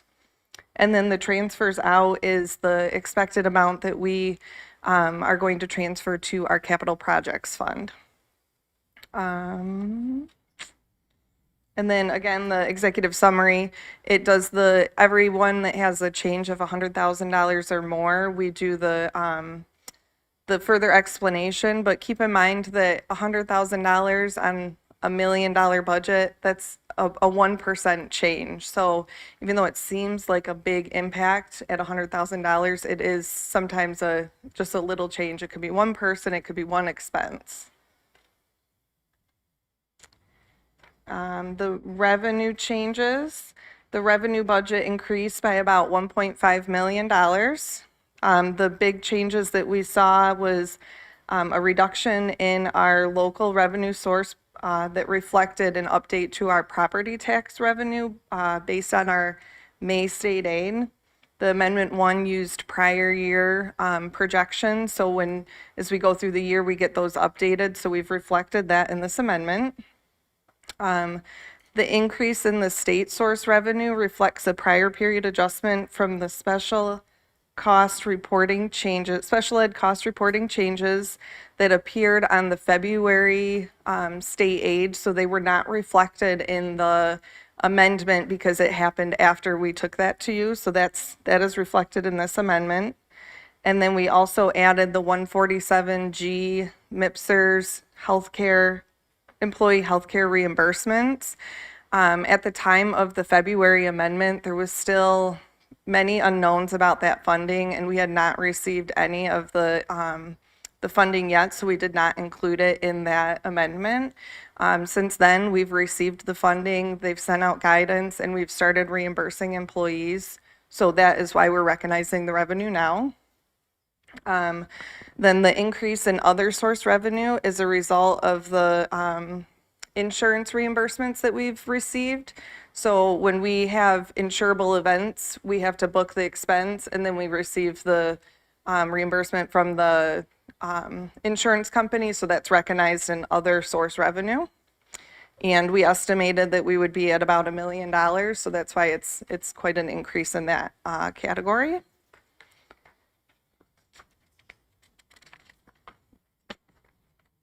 The expenditure changes. We saw an increase in the revenue, however, we also saw an increase in the expenditures, so that's why there's not a huge change in the final budget, bottom of the budget, because they were a wash. So again, one of the biggest changes is that 147G. That's a pass-through categorical grant or categorical revenue. So for any revenue that we recognize, we also have to recognize an expense. So we put money in, we take money out. That is based on your eligibility to get that is based on your retirement plan that you're enrolled in. So because we have employees across all of those categories enrolled in those plans, those expenses are spread among all of the different expense categories. For the basic programs and added needs, that was probably the biggest impacted category.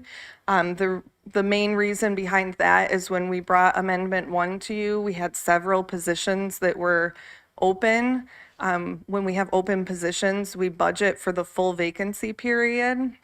And sometimes the placement, the interview process, the placement process, it takes a little bit of time. So that time period where it's vacant and we're filling it with subs or other sources of coverage, it reduces the amount. So there was a difference in that budget to actual that we recognized in those categories. And then also that 147G, because that's our highest concentrated area of staff, that has the biggest impact on those categories.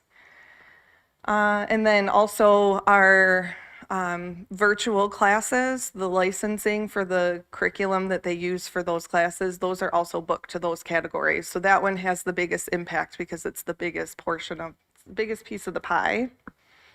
The other big category that had some fluctuation was the operations and maintenance. That was due to those insurable events. The expenses that we incurred from those are posted to those categories. So we brought revenue in, we had to post an expense. It washes itself out minus the deductible that we have to pay for those events. And then other changes that are just allocation of grants. We get grant money in, and throughout the year we're shaking out where we want the money to be spent. Anita and her team works really hard to make sure that we're spreading it across all programs. So sometimes that fluctuates where we end up on those different categories.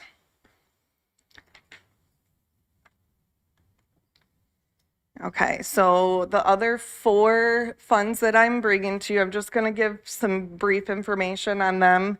The Community Service Fund, also known as our child care, when I brought the First Amendment budget to you, we were expecting a $73,000 deficit. Now it's looking like they're going to be just about a balanced budget. They have a small excess revenue. They had a big change in their funding this year with the free preschool for all. So it was, there was a lot of unknowns on how much that was going to cost. So that's why the difference of those, it looks like Ann was doing a great job being able to shake those expenses out and get them back to a balanced budget. We also have the food service. They are running at a deficit. However, we knew that was planned. They had the fund balance spend out plan that they had through MDE. So in order to get that plan, that fund spent down, we had to overspend this year to dip into the fund balance. And then there was some changes, the big change in the expenditures. We still have the ongoing project. So the reflection of the expenditures is what we expect to have completed at June 30th. If the project isn't completed, then we can't book the expenses, and it's looking, our original plan was to end in July, so those expenses that are incurred in July will have to book to next year. The capital projects, same thing. We had a little bit of reduction in expenses from the Amendment 1 to the final amendment. Same thing, we have some ongoing expenses that we're waiting for project completion, and once those are posted, whether it's in fiscal 25 or 26, we'll have to adjust those expenses accordingly. And then the debt services fund, I'm hoping I'm going to say this right, but it looks like John was coaching me before I got up here. It looks like we had more revenue come in from our tax collection, so it made it to where we did not have to borrow from the school bond loan fund. So you'll see the increase in the revenue and then the decrease in the expenses is because we did not have to borrow. Did I say that right? All right. So, and that's all I have for you tonight. Is there any questions?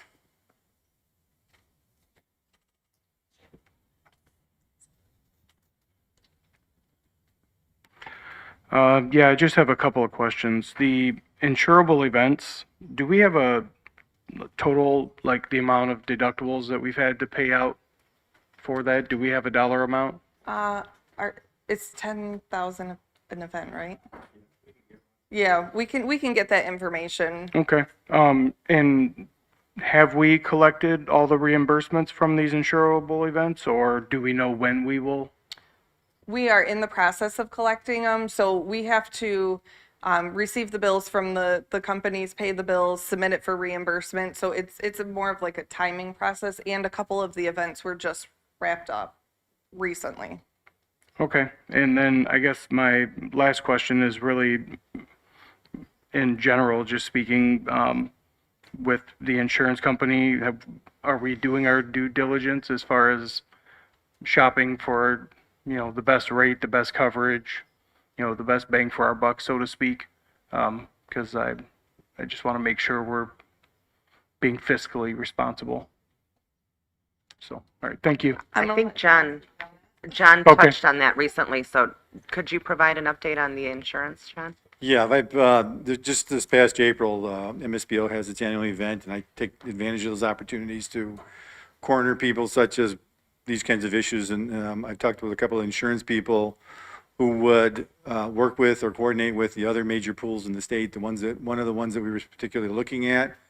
The feedback I got from them before anything was put in writing, the feedback was they likely wouldn't place us in that pool, which is the pool we'd want to move to. There is another pool in the state that they could place us in, which is a pool we probably don't want to move into. And the difference between the two, in the pool that we don't want to move into, we would be the healthiest, for lack of a better description, district in it, which tends to get the biggest increases of premiums by that nature. Vice versa for the other pool, we'd be right in the middle of the pack. So we should have, if we had gotten into that pool, that's Maisel, by the way, we would likely be at or maybe a small reduction in savings versus what we're getting now compared to this year's pricing. The wild card will be next year's pricing anyway in terms of the fund we're in. So we're trying to do our due diligence on that side of it, but. All right, thank you. Anyone else? I also had a quick one on the insurable events. Is that only OMS or does that include OEIC? It includes OEIC, OMS, and OHS. We had a flood December, January time. Right, okay. So I believe it's just 3 events for this year. Okay. And do we have any sort of confirmation, that these are actually insurable events? For example, OEIC, do we have confirmation that they will be reimbursing for that? Yeah, so OEIC is actually, we've received, I believe, all but 1 check. And again, like I said for Shane, it's a timing of when the vendor send us the invoice, we get it paid, we have to have proof of payment before we can submit it for statement of loss. So I believe we're just waiting on 1 check from them. The high school, I believe we're waiting on just 1 small check from them. And then the middle school, that one just wrapped up recently, so we're in the works of getting those reimbursed as well. Okay, thank you so much. And if we don't get it booked by June 30th, we can book it as a receivable. So it's, it'll still be recognized in the year. Great, thank you. Anyone else? Great information, appreciate it. Thank you.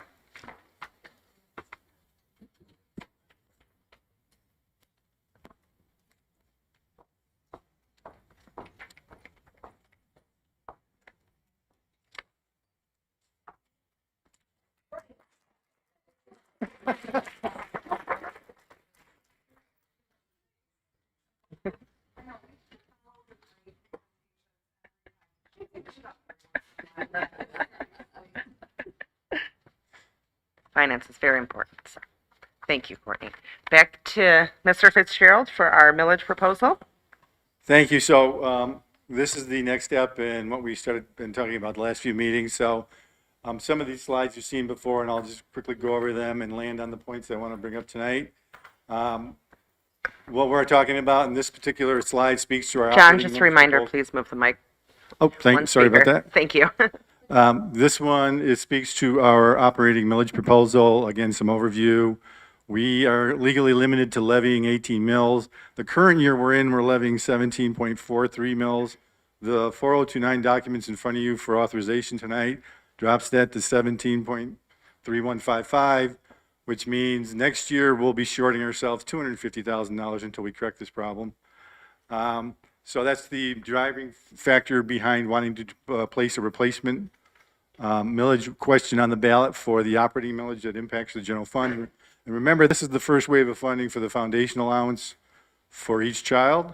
So a little bit of this again, that's the bucket representing the foundation allowance that we're guaranteed as the basis. This is the lion's share of funding for the district. So the first piece, the 18 mills, this past year should have been $852. We collected less than that because the millage we're levying is less than 18 mills. The state, when it funds all the districts, assumes everybody's levying 18 mills. So that's the real driving reason why we're putting this question up for ballot. And I'll speak a little more to that too when we get to the actual language of the ballot and the resolution. So a little more quick background again, so just speaking on what I just said. The nuance of the operating millage is, from a legal point of view, we can request authorization of mills from voters to go above 18 mills. But when it comes time to actually levy the tax, we can't levy more than 18 mills.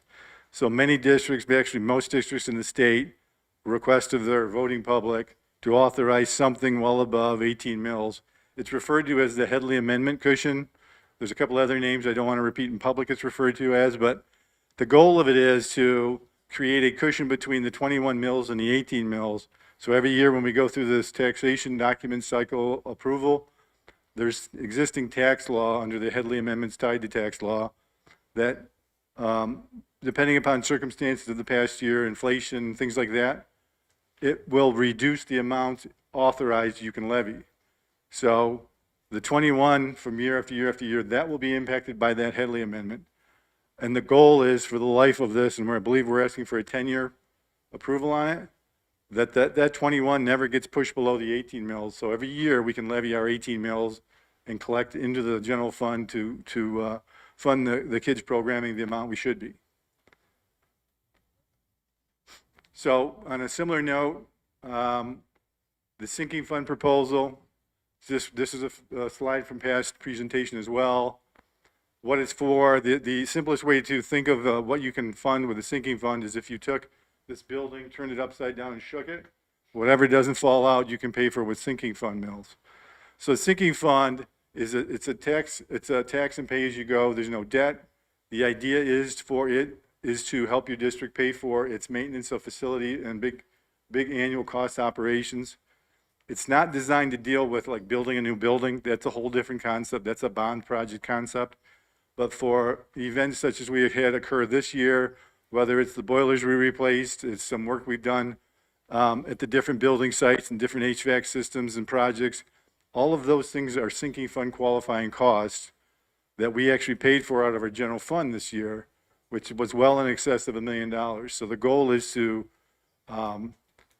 lay our case out to our voting public to show that between the two pieces, the general operating fund and the sinking fund, they're matched well to appropriately run a district so that we can take the general fund revenue and use that focus and keep that focused on the classroom and the curriculum and the kids. Back in the 90s, when they changed the whole taxing structure, this was the flaw that later they admitted they should have addressed, is that when they created the foundation allowance amount, which was that bucket right, in an earlier slide, they did not take into account the cost of taking care of the facilities and the grounds and the site equipment and things like that. All they did was take the prior year's operating expenses from each district and did the math of they spent X dollars per kid, and that became 1996's first foundation allowance. So the state since then has always been a proponent of, we'll go to your public and ask for a sinking fund and or a bond project.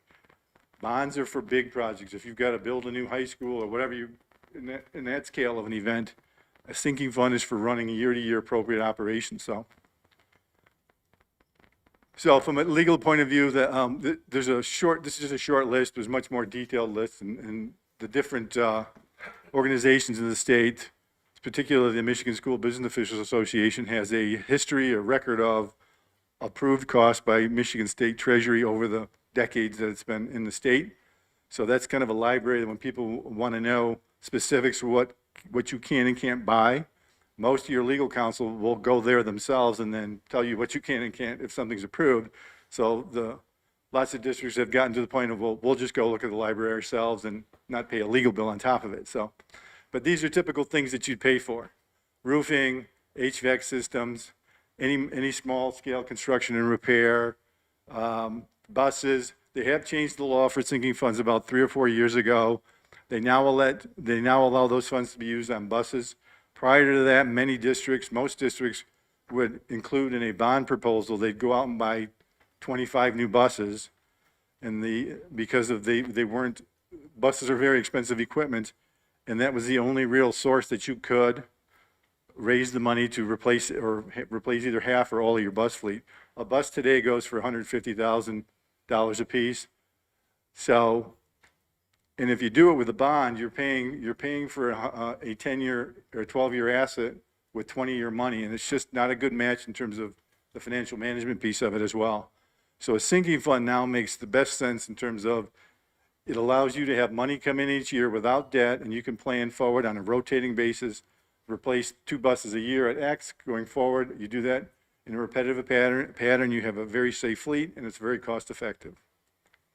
Just by way of example. So when it comes to what we would be doing for project selection, we are in the process, the front end of a facility assessment, condition assessment project. Once that's completed and we have a good understanding of what's really needed in every facility and site in the district, those projects and costs will be sorted into different categories, one of them being health and safety related. That will always be the first things funded within sinking fund going forward. So depending upon the actual annual levy amount of the sinking fund relative to the priority projects, then you start tiering in other projects such as an annual bus replacement or technology needs addressed, things like that. And so in terms of the conversation of if we moved forward and got approval or went after the approval of a sinking fund, what would we want to ask for? So at a 0.75, so less than 1 mil levy, it generates about $1.24 million in revenue. And ideally, on a house that's about a $200,000 taxable value house, that'll cost you about $150 a year. So taxable value is roughly 50% of market value. There are fluctuations, so it's not a one-to-one, but this is just to give you an idea. So, and the better rule of thumb is for every $1,000 of taxable property value you have on your house, and anyone can reference that on their tax bills, they'll break that down to what your taxable value is listed on there. For every $1,000 of value there, it would cost the homeowner or the taxpayer $1. And this becomes $1 in tax revenue under the sinking fund. So if it was a one mil, it would generate about $1.65 million, about $200 a year for a $200,000 taxable valued home. And at 1.25 mils, it would generate a little over $2 million. Again, generating about $250 annual bill for that. The conversation piece that is at the close of the presentation, I believe the board's going to look at in terms of what makes sense in terms of what we want to ask for. So in terms of how we'd actually look at prioritizing, and I touched on this a little bit earlier, and if it's particularly depending upon what levy that we go for approval and actually get approved, the smaller levy, the first priorities would always be health and safety issues, whether it's boilers, chillers, ventilation systems, things like that. And as the mill goes up, when you get down to 1 mil, then everything above the health and safety stuff, and then we'd be looking at buses and technology. And then if you got to go with a 1 1/4 mils, we'd be looking at the other 2 pieces, plus we'd be looking at athletic and facility and site needs and performing arts needs and things like that. So, and that's not a hard and fast rule, but it's just a basic kind of scaling of based on whatever resources you have relative to your needs in the district. And I've always been a proponent, of course, health and safety first, and then we go from there. So again, timeline again, we are at the June 10 meeting. So actually in your board packet is a draft resolution, certifying resolution and ballot language. I'll touch on those in about 2 seconds here too as well. There's one set of documents for the operating millage and one set of documents for the sinking fund proposal. And we're still targeting an election in November of 25. The thinking on November of 25 is in our general fund, the operating millage and the general fund alone. This year we've left on the table, if you will, $200,000. Next year it's forecasted to be about $250,000. The going cost of elections run in the neighborhood of $100,000 to $125,000 if you're the only person running the election. If another entity is also putting something on proposal at the same time frame, then our costs would be shared. But from the pure math of the situation, the reason that even if we're the only ones out for a proposal in November, it will cost money, but the general fund operating millage itself has a very high passage rate, and that's the tax that goes on your district's business properties, for lack of a cleaner expression. So they have literally a 99.9% passing rate, because it's always the drive for the district to make sure the community understands that that is the funding source that goes to the general fund and the foundation allowance piece. So if that passes in and of itself, it will pay for the cost of the election in the year it passes, plus the residual funding of anywhere between $100,000 and $150,000 additional dollars that will go into the general fund. And then each year forward, we will be capturing all of that tax revenue for the student operations, as we should be doing. So that said, again, on the building and for the sinking fund piece, under law, you can't ask for more than 3 mills, can't go more out than 10 years. So that takes us to the point of a conversation piece for the board in terms of thoughts on where that would go. But I do want to touch on two, the actual proposal language that's been included in your packets. The first one being the one for the general fund operating millage. It's actually titled in operating millage replacement proposal. The word replacement is the legalese that's used to reflect the fact that we have a current operating millage proposal in place that's not expired. So if the millage isn't expired yet, you use the approach, and the word is replacement. So that's a difference with the sinking fund proposal. And then a couple of items in terms of what this resolution authorizes. It will authorize the superintendent or designee to file the appropriate paperwork with the county to get the ballot language, to get an election established and put the ballot out there for public vote. So the back page of the document titled Exhibit A is draft language, and each document has this draft language. The operating millage language is specific to it, and then the sinking fund is specific to it. The draft language on the sinking fund has 1 mill plugged in just as a demonstration piece, because there's other language in the wording that you have to put an estimated dollar value of generation of revenue. So hence we have to pick a number to go with, just to meet the draft purposes, so that you guys can actually see how these would look. So this page actually looks like what the ballot language would look like. The top half is written in italics, and I refer to it as clear language. I like to speak in and have people speak to me in what I call 7-Eleven terms, right to the point, straight, clear. I like to avoid the $10 words and the multi-syllogistic words. And that's, to me, what this top piece does. It speaks much clearer. The bottom language is the actual legal language for the ballot proposal, and there are different words in the way they write it. There's legal reasons the way they write it. So I found it to be a good add to the way the ballot proposals are put out. It's been going on like this now for a little while. It used to be just the language on the bottom, and trying to explain half the way under law that things have to be written was the challenge itself, where this top paragraph now helps to explain that in an understandable layout. Same format for the sinking fund. Literally the exact same format. A few changes to the resolution because it's speaks to a different proposal. Same with the wording on the back pages. The wording there changes to reflect what the proposal is asking for, the sinking fund piece. It speaks to what we can, in 30,000 foot language, what we can buy with it. And then the bottom piece is, again, the legal language that is written in that way. That's the formal ballot piece. So in terms of the board's first chance to actually see the language and the conversation piece, I'd be more than happy to field questions, thoughts.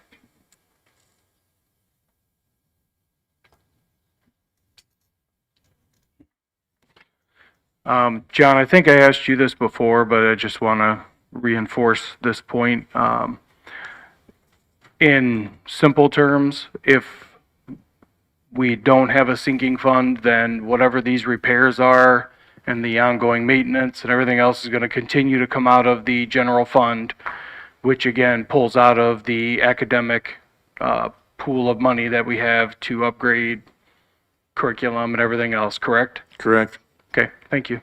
Yeah, and to reinforce that point, I think we talked about this a little bit before. Our high school is our youngest building, and it's almost 25 years old. Most major systems in buildings and sites, for that matter, whether it's parking lot roofs or HVAC systems, have a 20 to 25-year life. So most things in the newest building is approaching their first major cycle of life cycle needs. So all of the rest of our buildings, now over the years, some of things have already been addressed. Like this year, we've replaced at Lakeville a boiler. We've already got Clearville lined up for being addressed this year for getting their boiler updated. So yes, all that will come out of the general fund. Okay, thank you. Thank you.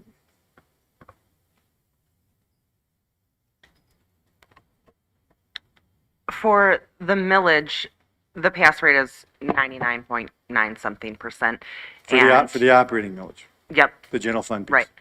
For the sinking fund, as we've seen from other districts across Michigan recently, it's kind of all over the map. You know, Yep. some districts barely passed a 0.75, many were rejected at 1.5, or, you know, it's really kind of a coin toss there.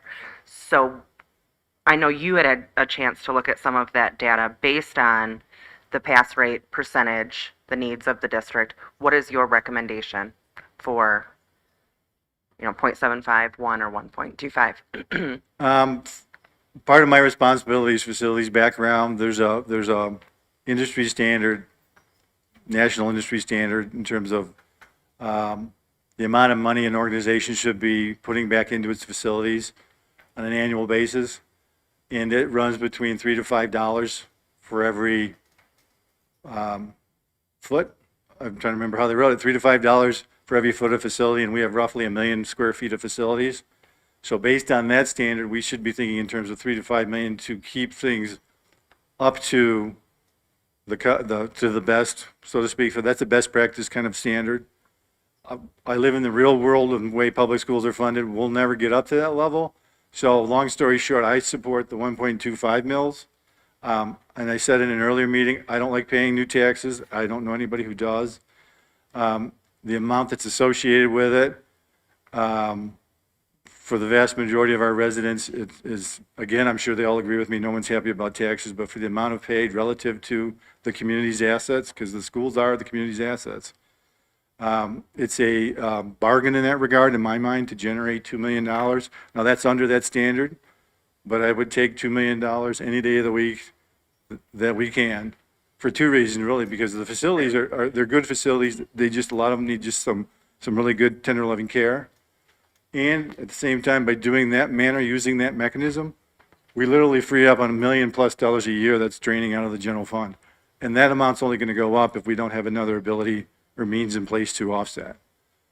Like I said, the buildings are fairly aged, and it's just going to accelerate in terms of what needs to be done. Thank you. Thank you.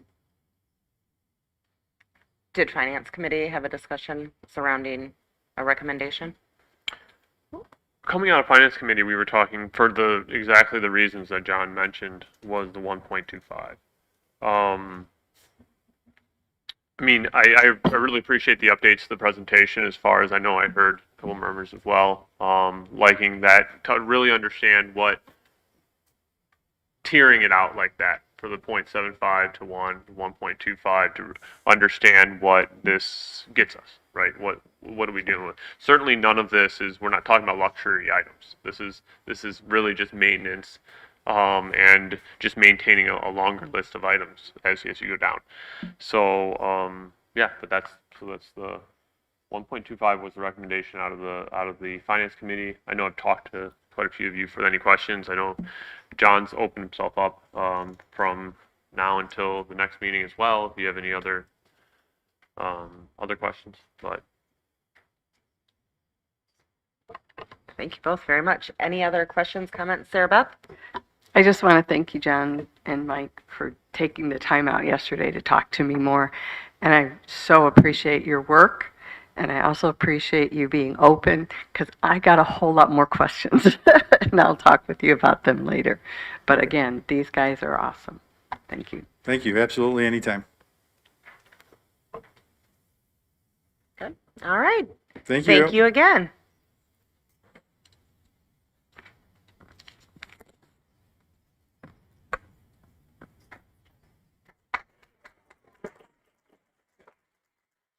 Come on, we all know who wants to clap for that. The good stuff is already done. Okay. Moving into item 11, safety and school operations with Dr. Williman. All right, good evening. We are here for our annual end of the year safety update. And so just a few things that we're going to touch on today, share progress and updates on different safety initiatives and protocols, highlight some improvements that have been done, inform the community about different collaborative efforts that we are part of, and we're going to reinforce our commitment to the student and staff safety. And so as a reminder, this is a graphic that I've shown before, but it's from Safe and Sound Schools, and it really does encompass the approach that we take within safety and security in this district, because we really do focus on that partnership between mental health and safety to ensure that we are acting proactively and in using preventative measures, but also with an understanding that we need to have a comprehensive multi-hazard approach so that we can respond as appropriate within the 5 phases of emergency management. And so all of these together is what creates our culture of safety and security here in Oxford Community Schools, with an emphasis again on preventative measures. And so I wanted to start with an update on the mass notification system. The system is fully online for all schools. We did some upgrades to reprogram so that it aligns with the standard response protocol. And we've been using it as part of our drills in alignment with the standard response protocol, and it will continue to be used in conjunction with Raptor Alert during the 25-26 school year. There was a letter from Summit that was posted in board book, so I'm not going to read that to you. But wanted to also share that the next speaker test is scheduled for Friday. And the equipment testing and service maintenance happens on a regular basis in conjunction between my department and maintenance and technology. It's kind of our 3 departments coming together to work on that. And it varies throughout the year. It's tested every time there's a drill, and we notify Summit as needed if there's any sort of equipment or system issues that are identified during the drills, and they're addressed rather quickly. The next thing I wanted to share, and I'm glad that Melissa is up here as well, it was suggested last summer by a person in Homeland Security that we applied for the Master Threat Assessment Training certification through the Department of Homeland Security. So last summer, Melissa and I both applied. It's not the easiest application process. You have to prove that you're qualified to be part of that. There's essay questions, you have to get recommendations. 580 people applied for this round of training.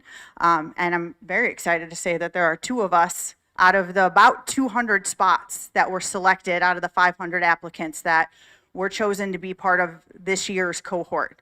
I did complete all of my training already. Melissa's is further in this year. As it stands right now, there are approximately 400 people in the country that hold a Master Threat Assessment and Training certification through the Department of Homeland Security. So once Melissa does hers, we will have 2 in this district. There are 3 other people in Oakland County that will hold this as well. So I just think it not only speaks to the work that we're doing to ensure we're on top of the training, but also at the county level, what they're doing. So as part of that certification process, again, once we're accepted, there's classes we have to take. Online classes, there's webinar opportunities, and then you have to go to a 4-day in-person training that Homeland Security designates the city and the time of year that you go to. It's not, I get to pick what city I want to go to or what format it's going to be on. You are told by Homeland Security when you're going, and that's when you go. I was fortunate for the training that I went to. There were 2 other people from Oakland County that were there, someone who works within emergency management and Homeland Security, and someone who works for the sheriff's office. So it was a great opportunity for the 3 of us to sit down and talk about what does this look like for us moving forward. And a lot of that was how are we bringing consistency across the county so that when there are things that would rise to a county level and we would have to engage with the FBI, Homeland Security across the county, how are we being able to support each other? And then with that, there's a final assessment we have to take. We have to develop a course. I think what drove both Melissa and I to apply for it is we have the opportunity to provide community presentations now. My certification that I have through with doing the NTAC model is specifically for threat assessment teams only. And so this one gives me additional training so that we can provide ongoing learning opportunities for our threat assessment teams. But now I'm also certified to provide training to our community, which I think is a great way to continue that partnership with all of us, because it really does take everyone to help our schools be safe. And so it really is rooted in that proactive, preventative approach. And for schools like ours, where 100% of our teams are trained in the NTAC model, our BTAM teams are trained. It's good to have refresher training though, much like teachers go to ongoing professional learning.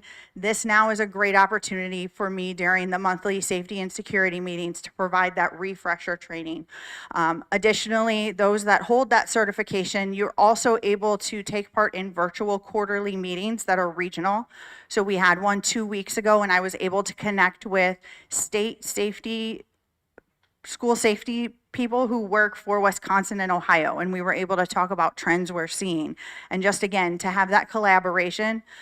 We also have updates that are given to us, so it really allows us to have access to material that we wouldn't have without this certification.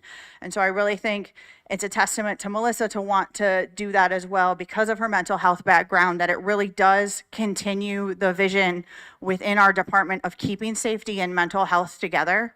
As we go through the training and be able to vet it, keeping that in mind as well, because the topic is a heavy topic. And so we want to make sure that we're going to do it in a way that's trauma informed. That's something that we've already discussed with our area Homeland Security reps as well as the trainers, so that we can do it in the best way possible, but still deliver the information. And so next we have our threat assessment data for the year. As you can see, much like last year, our screeners are still more of the norm. Each screener, as well as each full threat assessment, has a multidisciplinary team, which consists of a school administrator, a school-based mental health professional with at least a master's degree, and a school resource officer. And part of our process for screeners and full assessments is there is an inquiry about access to weapons. And so looking at what we have for any of them that went to a full, you can see they were in the minimal or moderate priority. What this means, kind of the difference, is if it's considered a low priority, I'm going to go into a little education. We know the triangle for RTI, the response to intervention. We've heard people talk about that. There's that tier 1. That's everybody gets those supports. Low-level interventions would include just thinking about what supports would be available for everyone. The student does not appear to pose a risk of violence or serious harm to self or others, and anything could be supported through those existing support structures. When you go to moderate, the individual or situation also does not appear to pose a risk of violence or serious threat to harm or self or others, but there may be additional interventions that are needed, additional supports that are needed. So that's kind of what we would refer to as our tier 2. Not all of the kids need that same support. And if you're looking at high, they appear to pose a risk of violence or serious harm to self or others. Their behaviors may indicate that the student is considering a planned act of violence, has planned harm to self or others, or other concerning behaviors that indicate there is an intention for violence. And then imminent is they pose an immediate risk, and action needs to be taken to prevent that violence from occurring. And so as you can see, ours were in the minimal and moderate for this year. Looking as we compare last year's data to this year's data, if we think back to the guidepost report, they did put in their report that we were doing 300% more threat assessments than districts of our size and makeup. At the time when I first started my employment during the 22-23 school year, we can see that those numbers are going down. Not because people aren't reporting. People are reporting, but we're learning and we're growing as teams. And things that may have been reported 3 years ago are being looked at differently. How are we able to provide support? It's not necessarily at the level of a threat assessment. And so transitioning now to suicide risk assessment.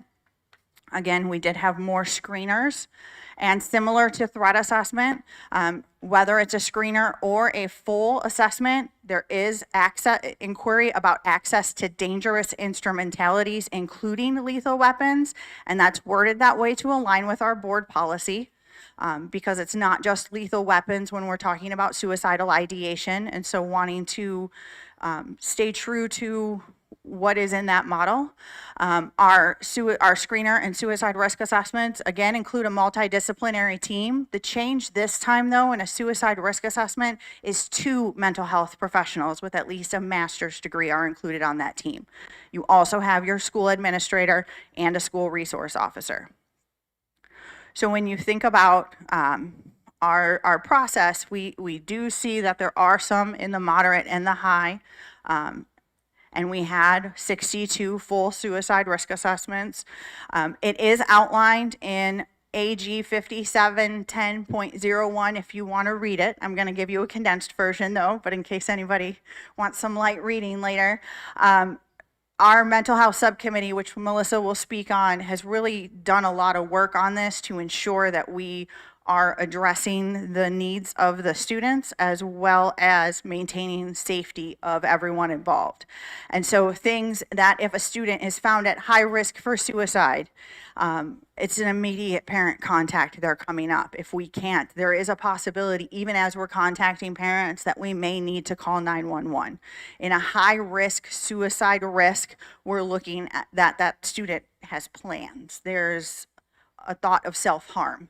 And so wanting to be able to get them care as quick as we can. When the parent arrives, a mental health staff, at least one mental health staff, normally 2, and at least one other staff member meet with the parents to discuss the concerns. And as you can see on here, the multidisciplinary team, which includes the school administrator, that person is notified immediately when one begins. Parents are provided resources. What are different warning signs? What is they have to sign a letter that they understand. And they also give parents at that point the opportunity to sign a 2-way release so that if the student has outside mental health support, we're able to talk with them. In any sort of safety situation, anything like that, we can share to them. They can't always share back. But having that 2-way release allows the conversation to flow so that we really are supporting the child and not just that situation.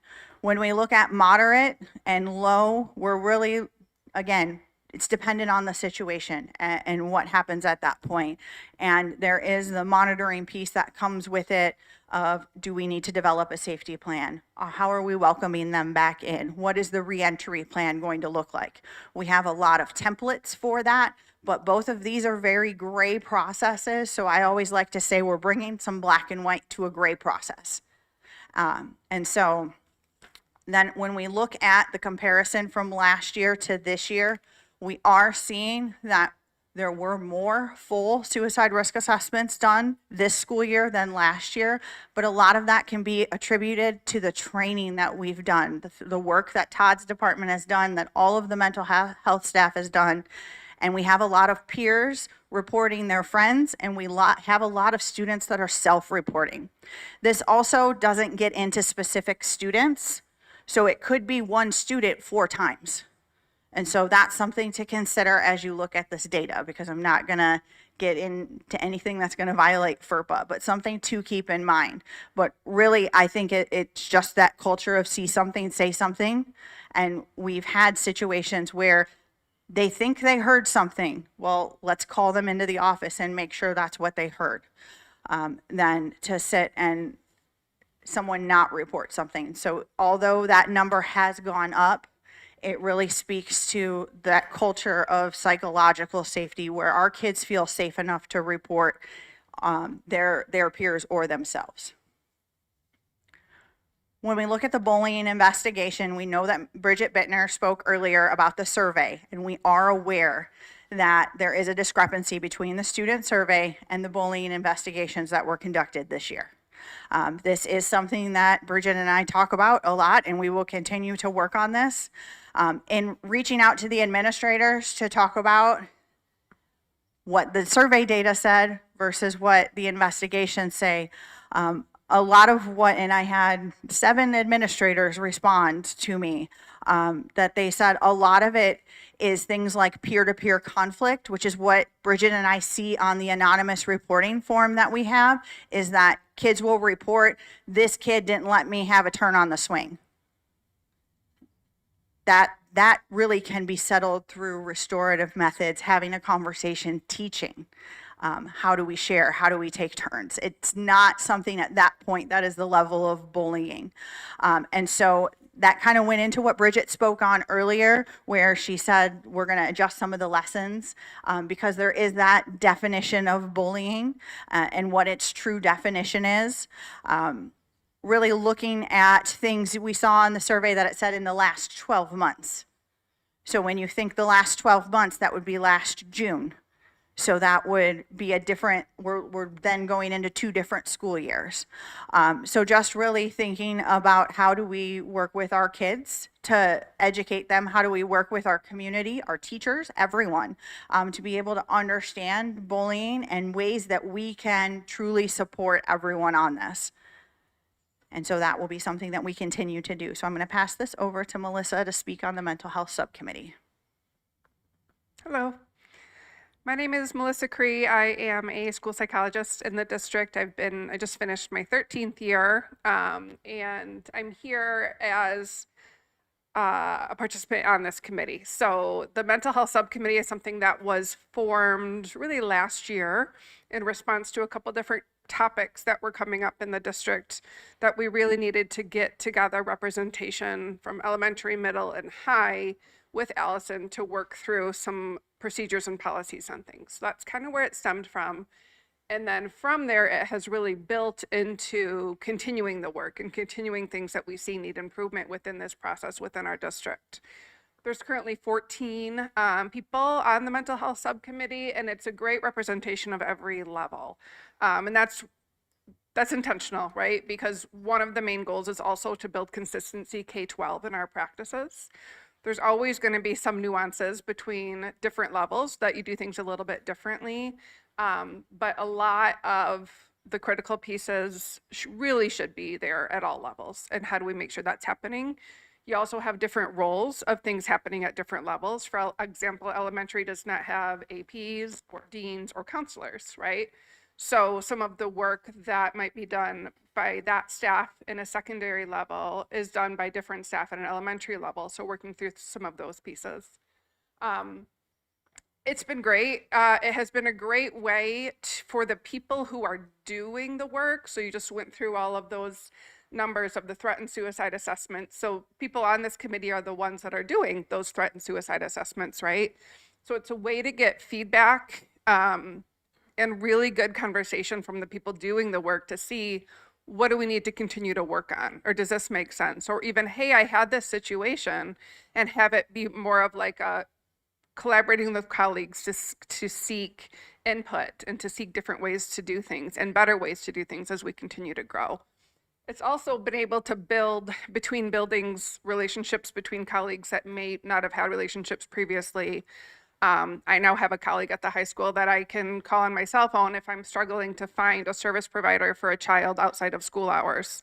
She knows all the right things to say and all the right numbers to call, and she's been a great resource in just connecting with one another in that way. So as you see, it's multidisciplinary. So it's school counselors, school psychologists, school social workers, mostly, and some different people along the way. One of the current things that we've been working on this year is revising threat and suicide assessment checklists. So what that means is with the board policy and administrative guidelines set, really going into the day-to-day, all the steps to doing those things, because there are a lot of steps that go into doing a threat or suicide assessment. We want to ensure anybody who's doing that is clear, comfortable, confident in knowing and following those steps. We get a lot of kind of new staff in this district. We're hiring again for social workers and FSLs of that nature, and it can be helpful if we have something already completed as we work on training and onboarding as well, to relieve some of their potential anxiety with making sure they're not missing anything. Even that piece about the second mental health staff member, there's a big stop sign on our checklist, like do not move past this point until you have gotten another second mental health staff member to complete a suicide risk assessment, for example.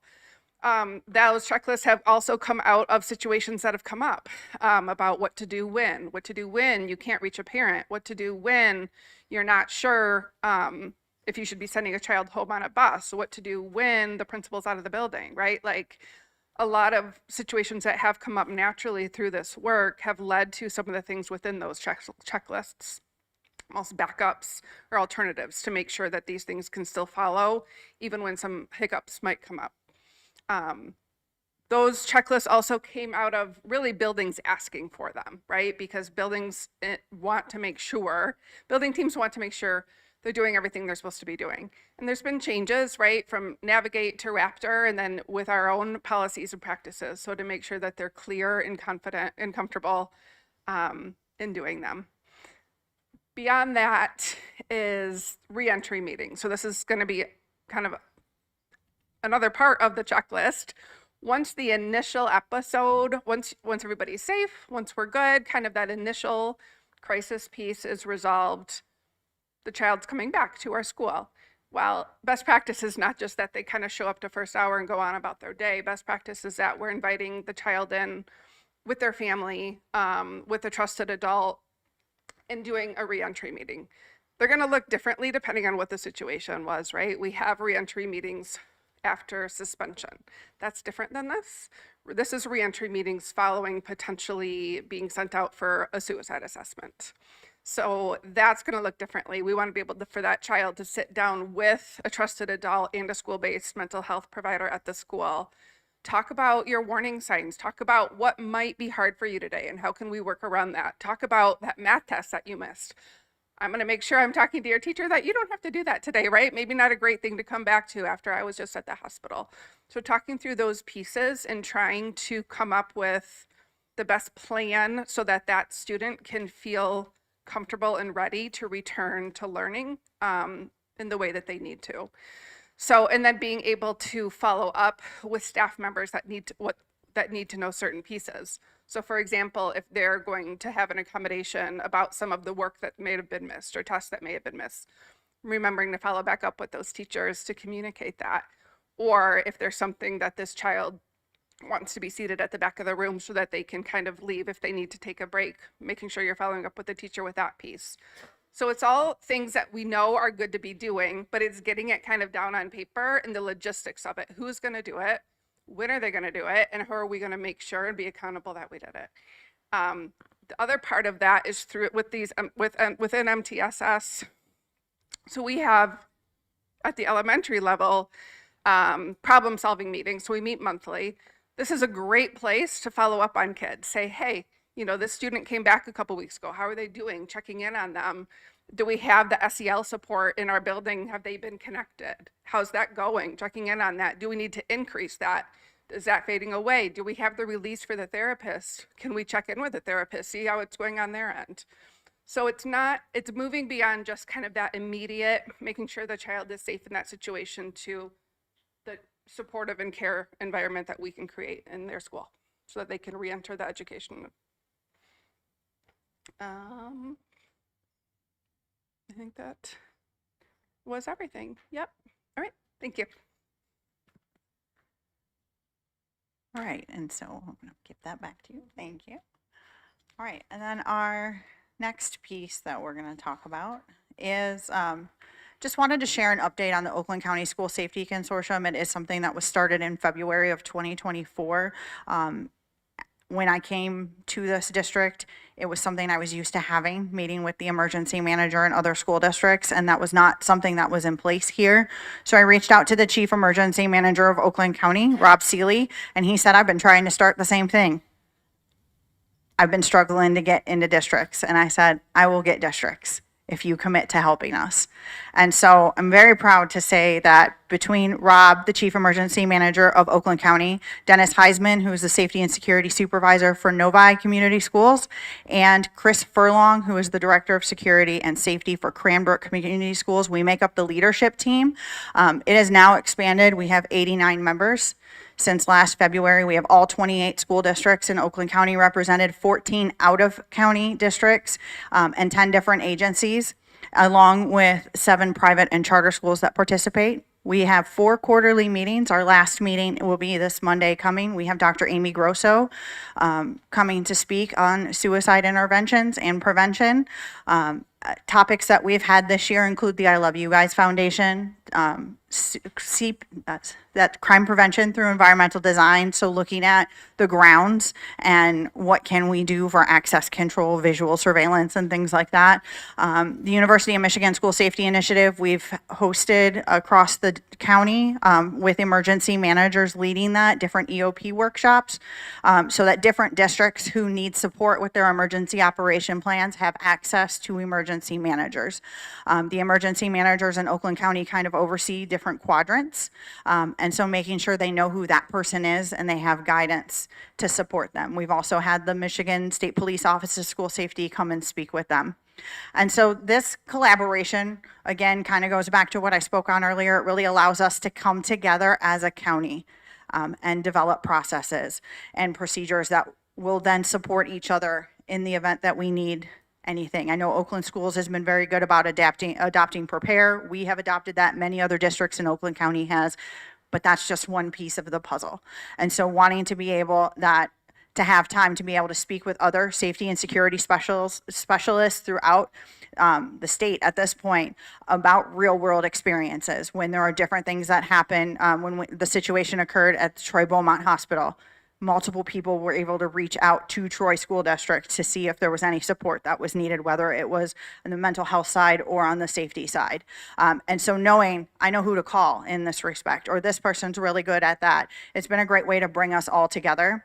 And it really just it is one county with a lot of school districts, but there are different experts in every area, and we all can't be amazing at everything, but we can use our resources. And so I think it's worth touching on. Next, reunification update. Our reunification district lead has done an amazing job of not only going around with our district level reunification team to our different offsite reunification locations, but also meeting with the different campuses if there's any sort of on-site things that need to occur. Our tabletop for our May meeting was, I feel like I just kept throwing wrenches in their plan. Oh no, you can't pick up the kids from that area. Now you got to go to this part. And no, now they can't get into your parking lot. What are we doing? And so getting them to be able to think on their feet that way, it's really a testament to their work on the campuses, but also the district level reunification team. We took 15 people to Oakland schools to participate in the I Love You Guys Trainer of Trainer session for the standard response protocol and the standard reunification method. So it's not just myself and the district reunification leader. There's now 13 additional people in this district that can help train and support when it comes to that. And really, the goal is just to continue to strengthen and refine our practices. It's not a one-size-fits-all. As our teams see in our different tabletops that we do, it's never going to go from A to Z perfectly. And so what's your next plan? What's your next plan? What is that going to look like? We have remained as an ALICE certified organization. This is year 2. We just received our notification about 2 weeks ago for that. What this entails is we have to participate in training for ALICE, our staff does. They have to review our emergency operation plans in reference to any sort of violent critical incident. We have to submit drill logs for each campus. That's outside of what the state of Michigan requires. It's a specific ALICE paper that has to be filled out, and it looks different. Our drill logs that are posted online are very much who, what, when, where. The ALICE one asks the team to reflect and what are your areas of growth and what are we doing moving forward, as well as what went really well. And there has to be an ALICE certified instructor. And so this is allowing us to ensure that we are staying consistent with the expectations of the ALICE organization. And it is a yearly thing. So like I said, this will start year 2 for us. And again, it speaks to the work of the campuses and everything that goes into ensuring that there's a safe environment. So getting into a couple of different changes that we have coming up for the 25-26 school year. In March, we sent out a survey that was sent to all parents and staff members concerning after-school safety measures. 170 people responded out of the surveys that were sent. Majority of the people who responded to the survey indicated that they felt safe at after-school events.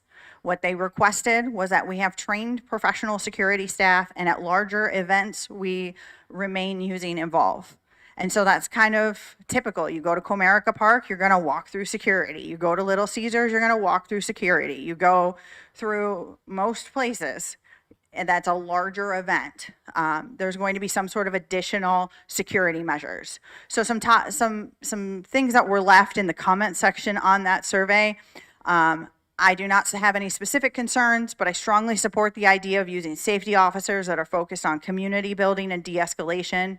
I support having real people to build relationships rather than relying on technology.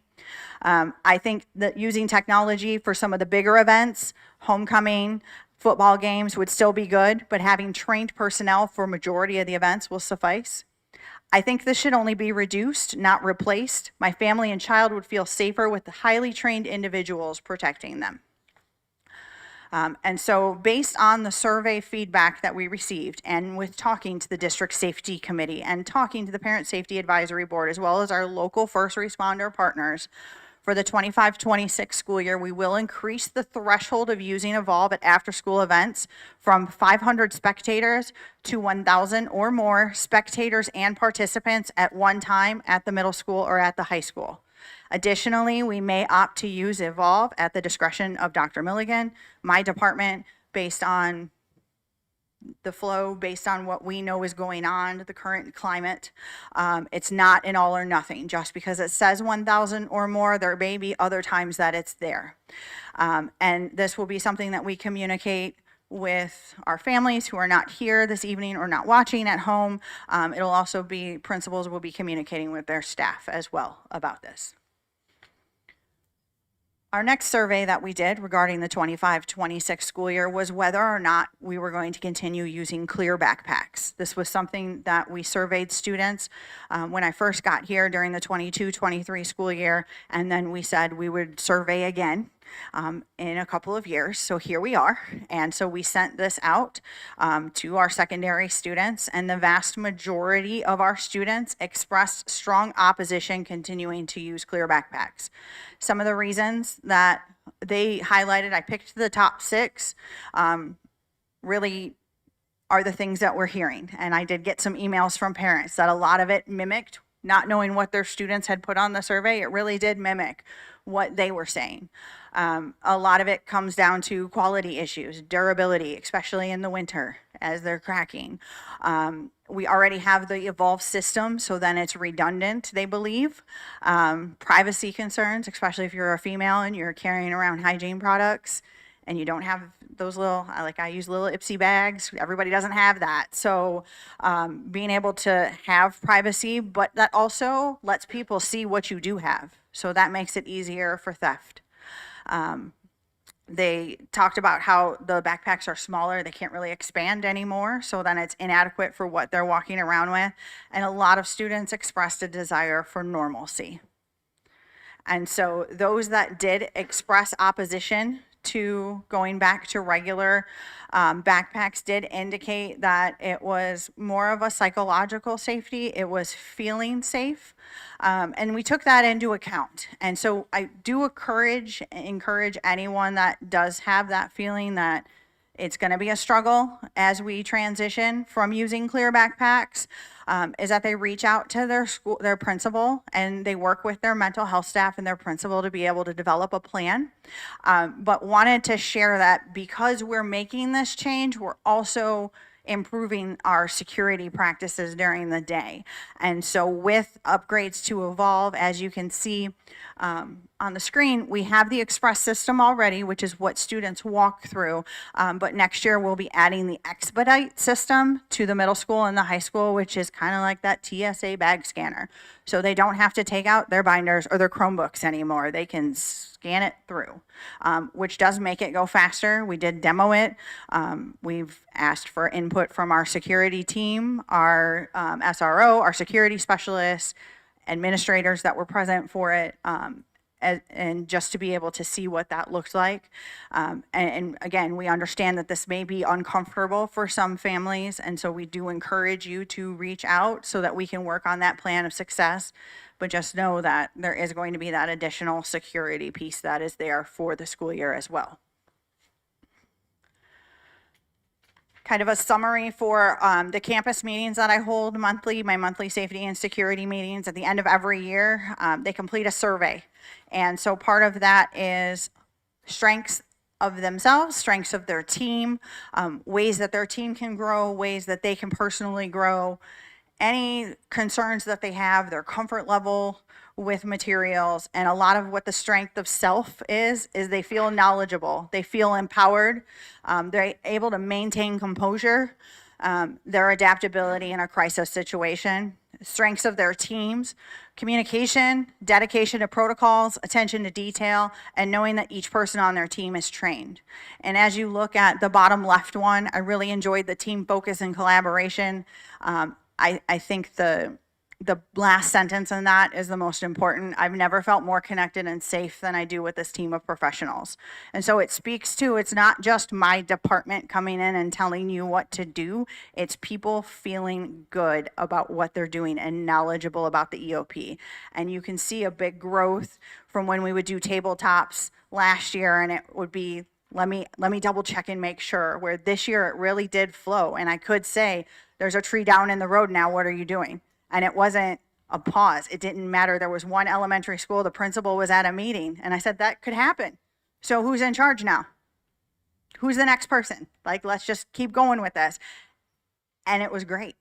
They know that they're empowered, which that's the most important thing. It's not the different meetings that we have. It's as we sit through these things, they feel as if they can handle it. We're here to support in any possible way, but they feel that they are knowledgeable, they're adaptable, they have great communication with their teams.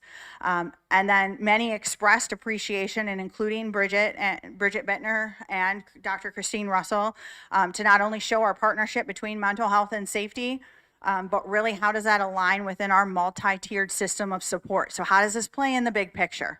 Is it one more thing? It is, but this is how it plays in. And so I appreciate that Dr. Russell and Ms. Bittner are willing to participate in these meetings, because it's a hard day to go to 5 different campuses and do this. But it, again, speaks to that commitment across the district that we have about it. And so I always ask, what do you want to do next year? How can we continue to support you?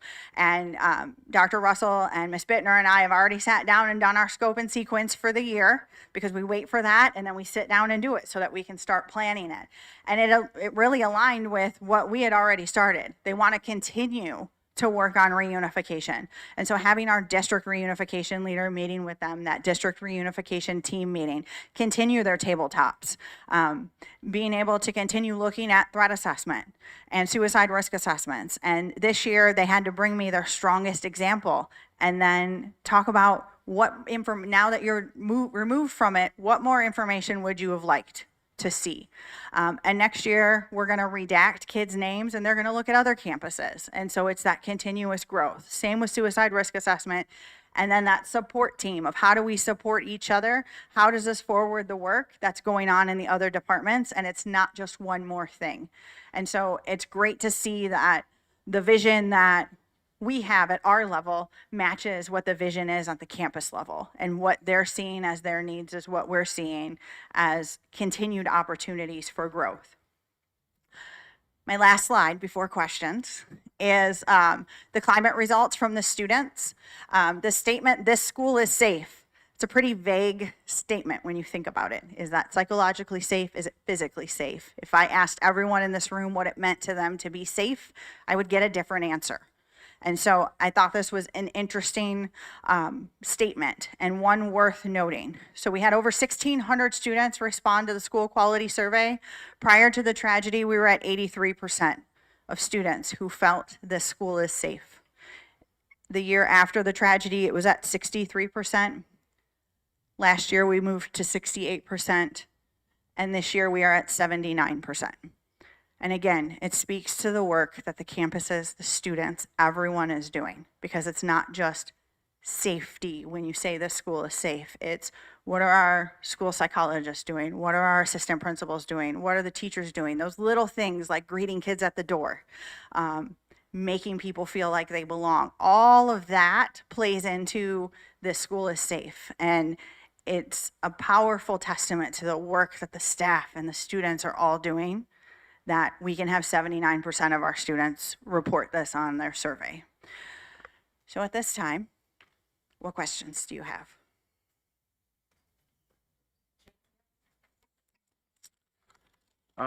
Yeah, thank you for your presentation. I do have a few questions.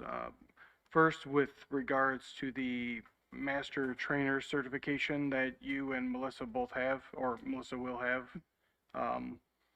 what community activities or events do you have planned? Or if you don't have any, what would be some examples of events that you would plan with the community?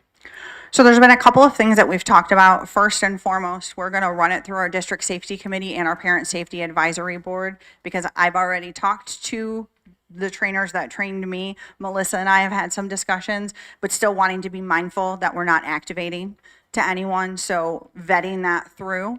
But something that the Parent Safety Advisory Board had expressed is when we get into topics like this, it's difficult for people to feel comfortable in an in-person setting or even on a Zoom. So looking at how do we present that in more of a webinar fashion so that we're more welcoming to any parent, because what the Parent Safety Advisory Board had just expressed is they could feel like, oh, do they think my kid's like that? And we want it to just be a way to bring education. So looking at offering different opportunities, whether it's in person through a parent university type thing, but being able to do it, whether it's in person or online, to be able to give the most flexibility. But of course, starting with our district safety committee and our parent safety advisory board. Okay. The two-way release you spoke of between the community and the school district, how long would that particular release be valid for? Usually 1 year. So it's a calendar year? Mm-hmm. Okay. So we use them as a calendar year unless they're worded, unless a parent stipulates differently, and then we're reseeking them for the new calendar year. All right, so if there's an event and we happen to get one signed and then the calendar year expires with no other issues, then we don't have that communication. We wouldn't seek that communication any further. No, not necessarily. Not unless, I mean, if it was a student who was potentially having ongoing sessions with an FSL or a mental health person in the school, you may seek to just continue it, just because we found it to be very beneficial to collaborate between a school mental health person and a clinical mental health person, so you can collaborate on the student's needs and observations, obviously if the parent consents to that. Okay. But no, not necessarily, not unless there was a need to. All right, last one, sorry. Regarding the express system that you showed on the slide, Yes. will that include all students, staff, and visitors having to put their backpacks, bags, personal belongings, anything coming into the school? Will it all be scanned, or is that just students? It is students for sure. I go through it, visitors go through it. That is a great question that we will look into to give you a clearer answer as far as everyone being required. Okay, all right, thanks. Is there about here? Hi, sorry, I was missing out on a little bit there. Melissa, the MTSS, what does that stand for?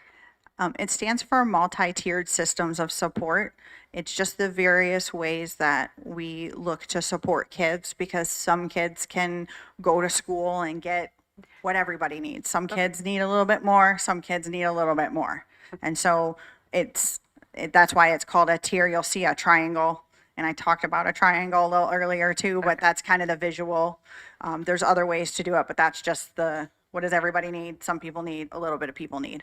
Okay, also the SEL interventions.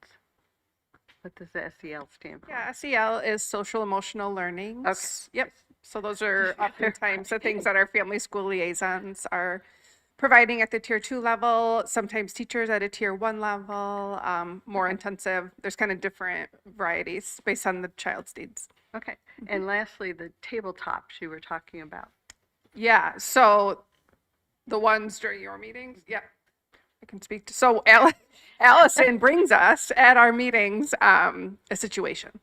And it's like a little mini test, right? But it's meant to have a team, a building team, walk through a situation together. Okay. When they encounter a roadblock, like she doesn't save us, she just keeps on saying, and now this, and now this, and now your phones are down, and what are you going to do? You know, so it's an opportunity to present situations. The most recent one was a tornado, which was relevant after that tornado warning that woke us all up.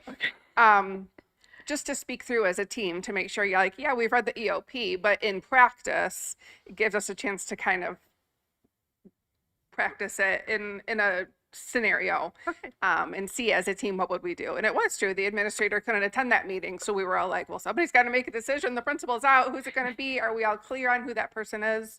So it just kind of provides more practice. Okay. Thank you very much, and thank you for your work, Allison. I really appreciate it. Thank you. Any others? I had a couple quick ones. I had asked the question about Alice and substitutes, and I just want to make sure that I'm clear from your response that they have to complete a 25-minute course. It's called Active Shooter Educational Institutions through WillSub. And then do they receive Alice training? Ryan, do you want to come speak to the training piece? I'm sorry, that's.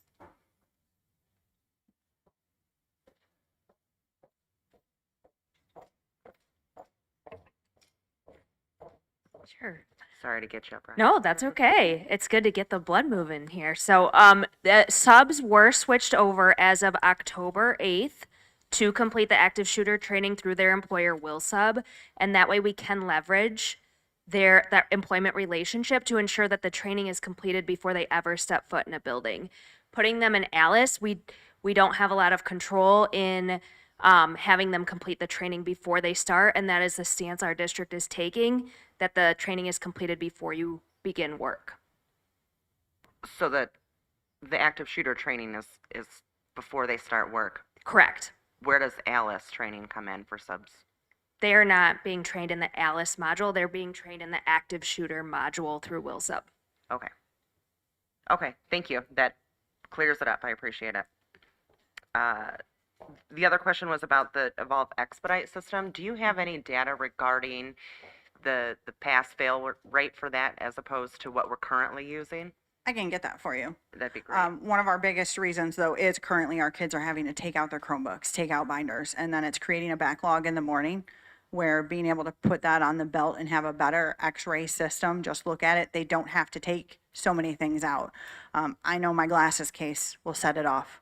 And so I just put my stuff on the table and open up my bags because it's a lot easier than trying to find all of the things that I know are going to set it off. This way it can just go through the conveyor belt, but I can get you specific information. Thank you. I appreciate it. Okay. Well, thank you for the time and effort put into this presentation, both of you. Really appreciate it. Thank you.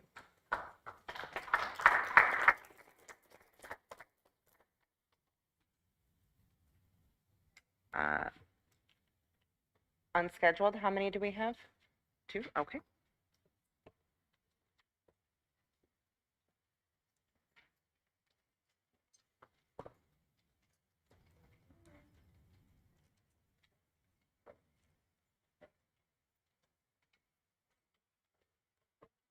Steve St. Juliana.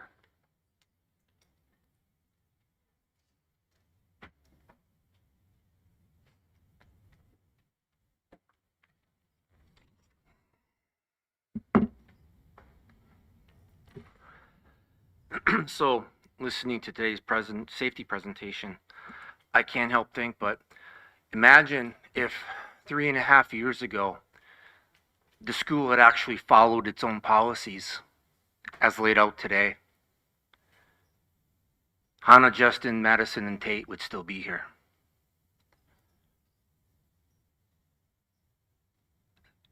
Since that time, we've worked to get to the truth, to the data, to create a lessons learned for the state, even for the nation, to drive the changes necessary to save our kids.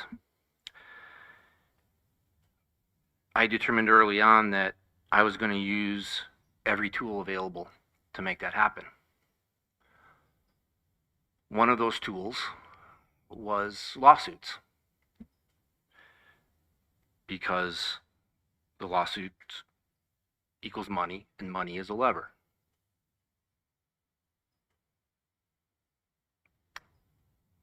Even the Oxford board used a lawsuit. You sued your own insurance company. You won.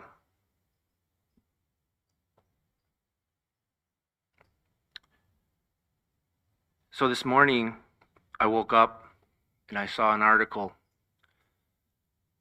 that MSU had, on top of the settlement from their shooting with the fatalities at the time, they just settled for another $30 million with the survivors.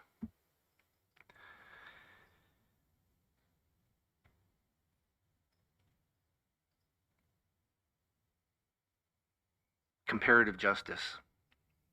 That's what my lawyer called it.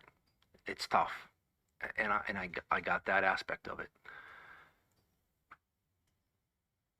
But Oxford continues to use an unethical lawyer as your representative. He and his law firm have shown zero sympathy to the families. He's lied to the board. And when I say the board, I don't necessarily mean when you were on it, but actually, yes, when you were on it as well. But going all the way back, he lied to the board. He lied to the public. It's on video. He he stood in front of the board and talked about how you couldn't do the third-party investigation because it would interfere with the prosecutor's cases, even though he was well aware that was false. He withheld information. I know that firsthand because my lawyers passed information for you through him that you didn't receive, until I had to follow up directly with members of the board to chase it down. He went behind the board's back to convince the teachers union to not cooperate with the investigation when it happened. And you still stick with him. Well, I got an email from him today through my lawyers. The email was sent at 1:38 p.m. Finally got to me about 5 o'clock this afternoon. It's from Tim Mullins. As you know, on May 28th, 2025, the Michigan Supreme Court entered an order rejecting the argument that Bowserman overruled Jones. As a result, state constitutional claims against public school districts and their employees remain barred. That alone is questionable.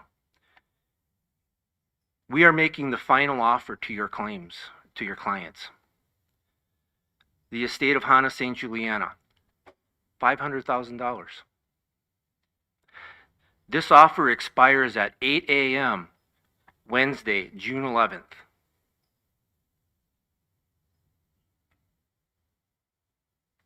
Tim Mullins.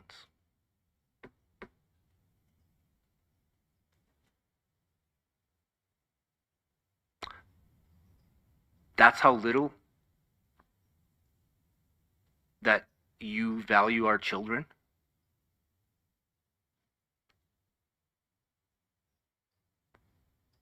That the state, how little the state values our children? Because they're on the hook as just as much as you are.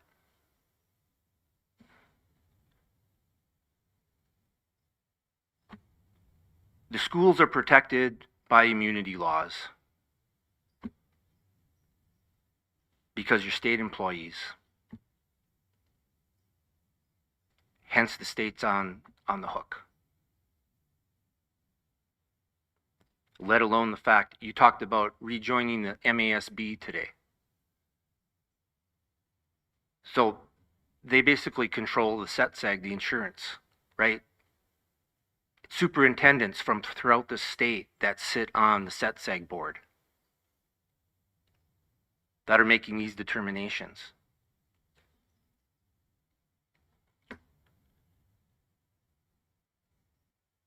You barely value the lives of our kids, but you have the gall to ask the community for more money. I sat here for 2.5 hours, and it's all about, oh, how you need more money.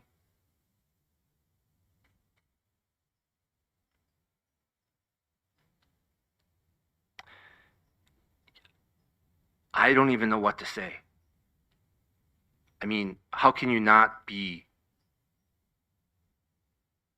embarrassed and ashamed?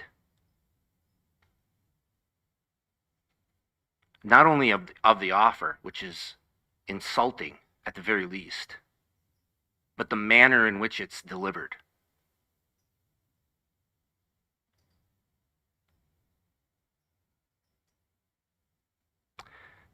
Well, I'll deliver my answer right here. I am not going to stop striving for the changes necessary to save our kids. I'm just not. So you can shove your offer.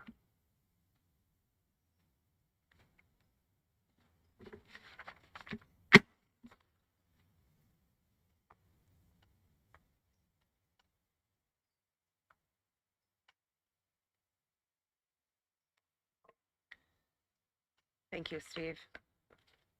Marissa Prince.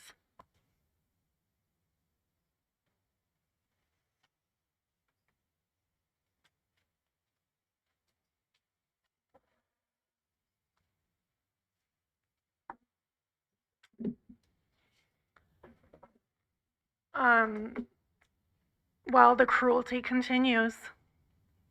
The cruelty continues to the victims and their families. And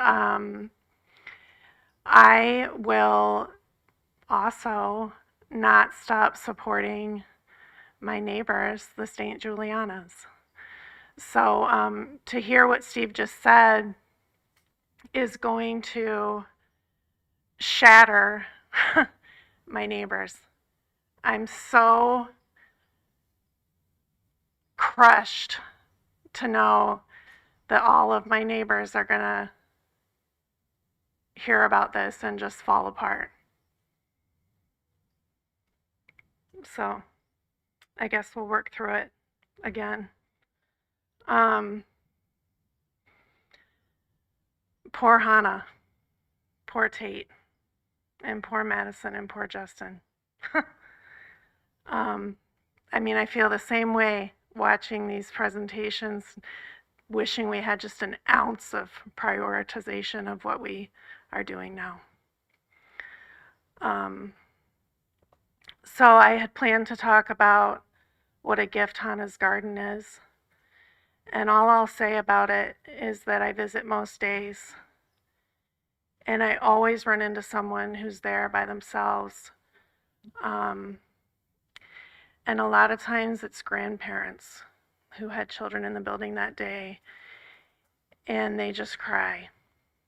And we have so many people in this community that are hurting. So the recovery continues. And And the pain continues. And decisions like this by Mullins and Setzag are reason enough to find a new insurance company. So that's all I'll say. I don't want to regret saying anything publicly. Thanks.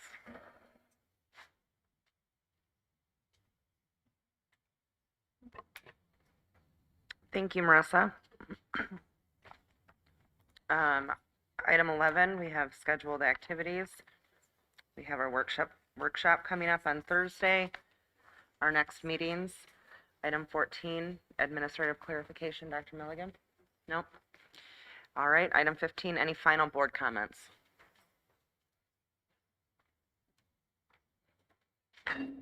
Okay.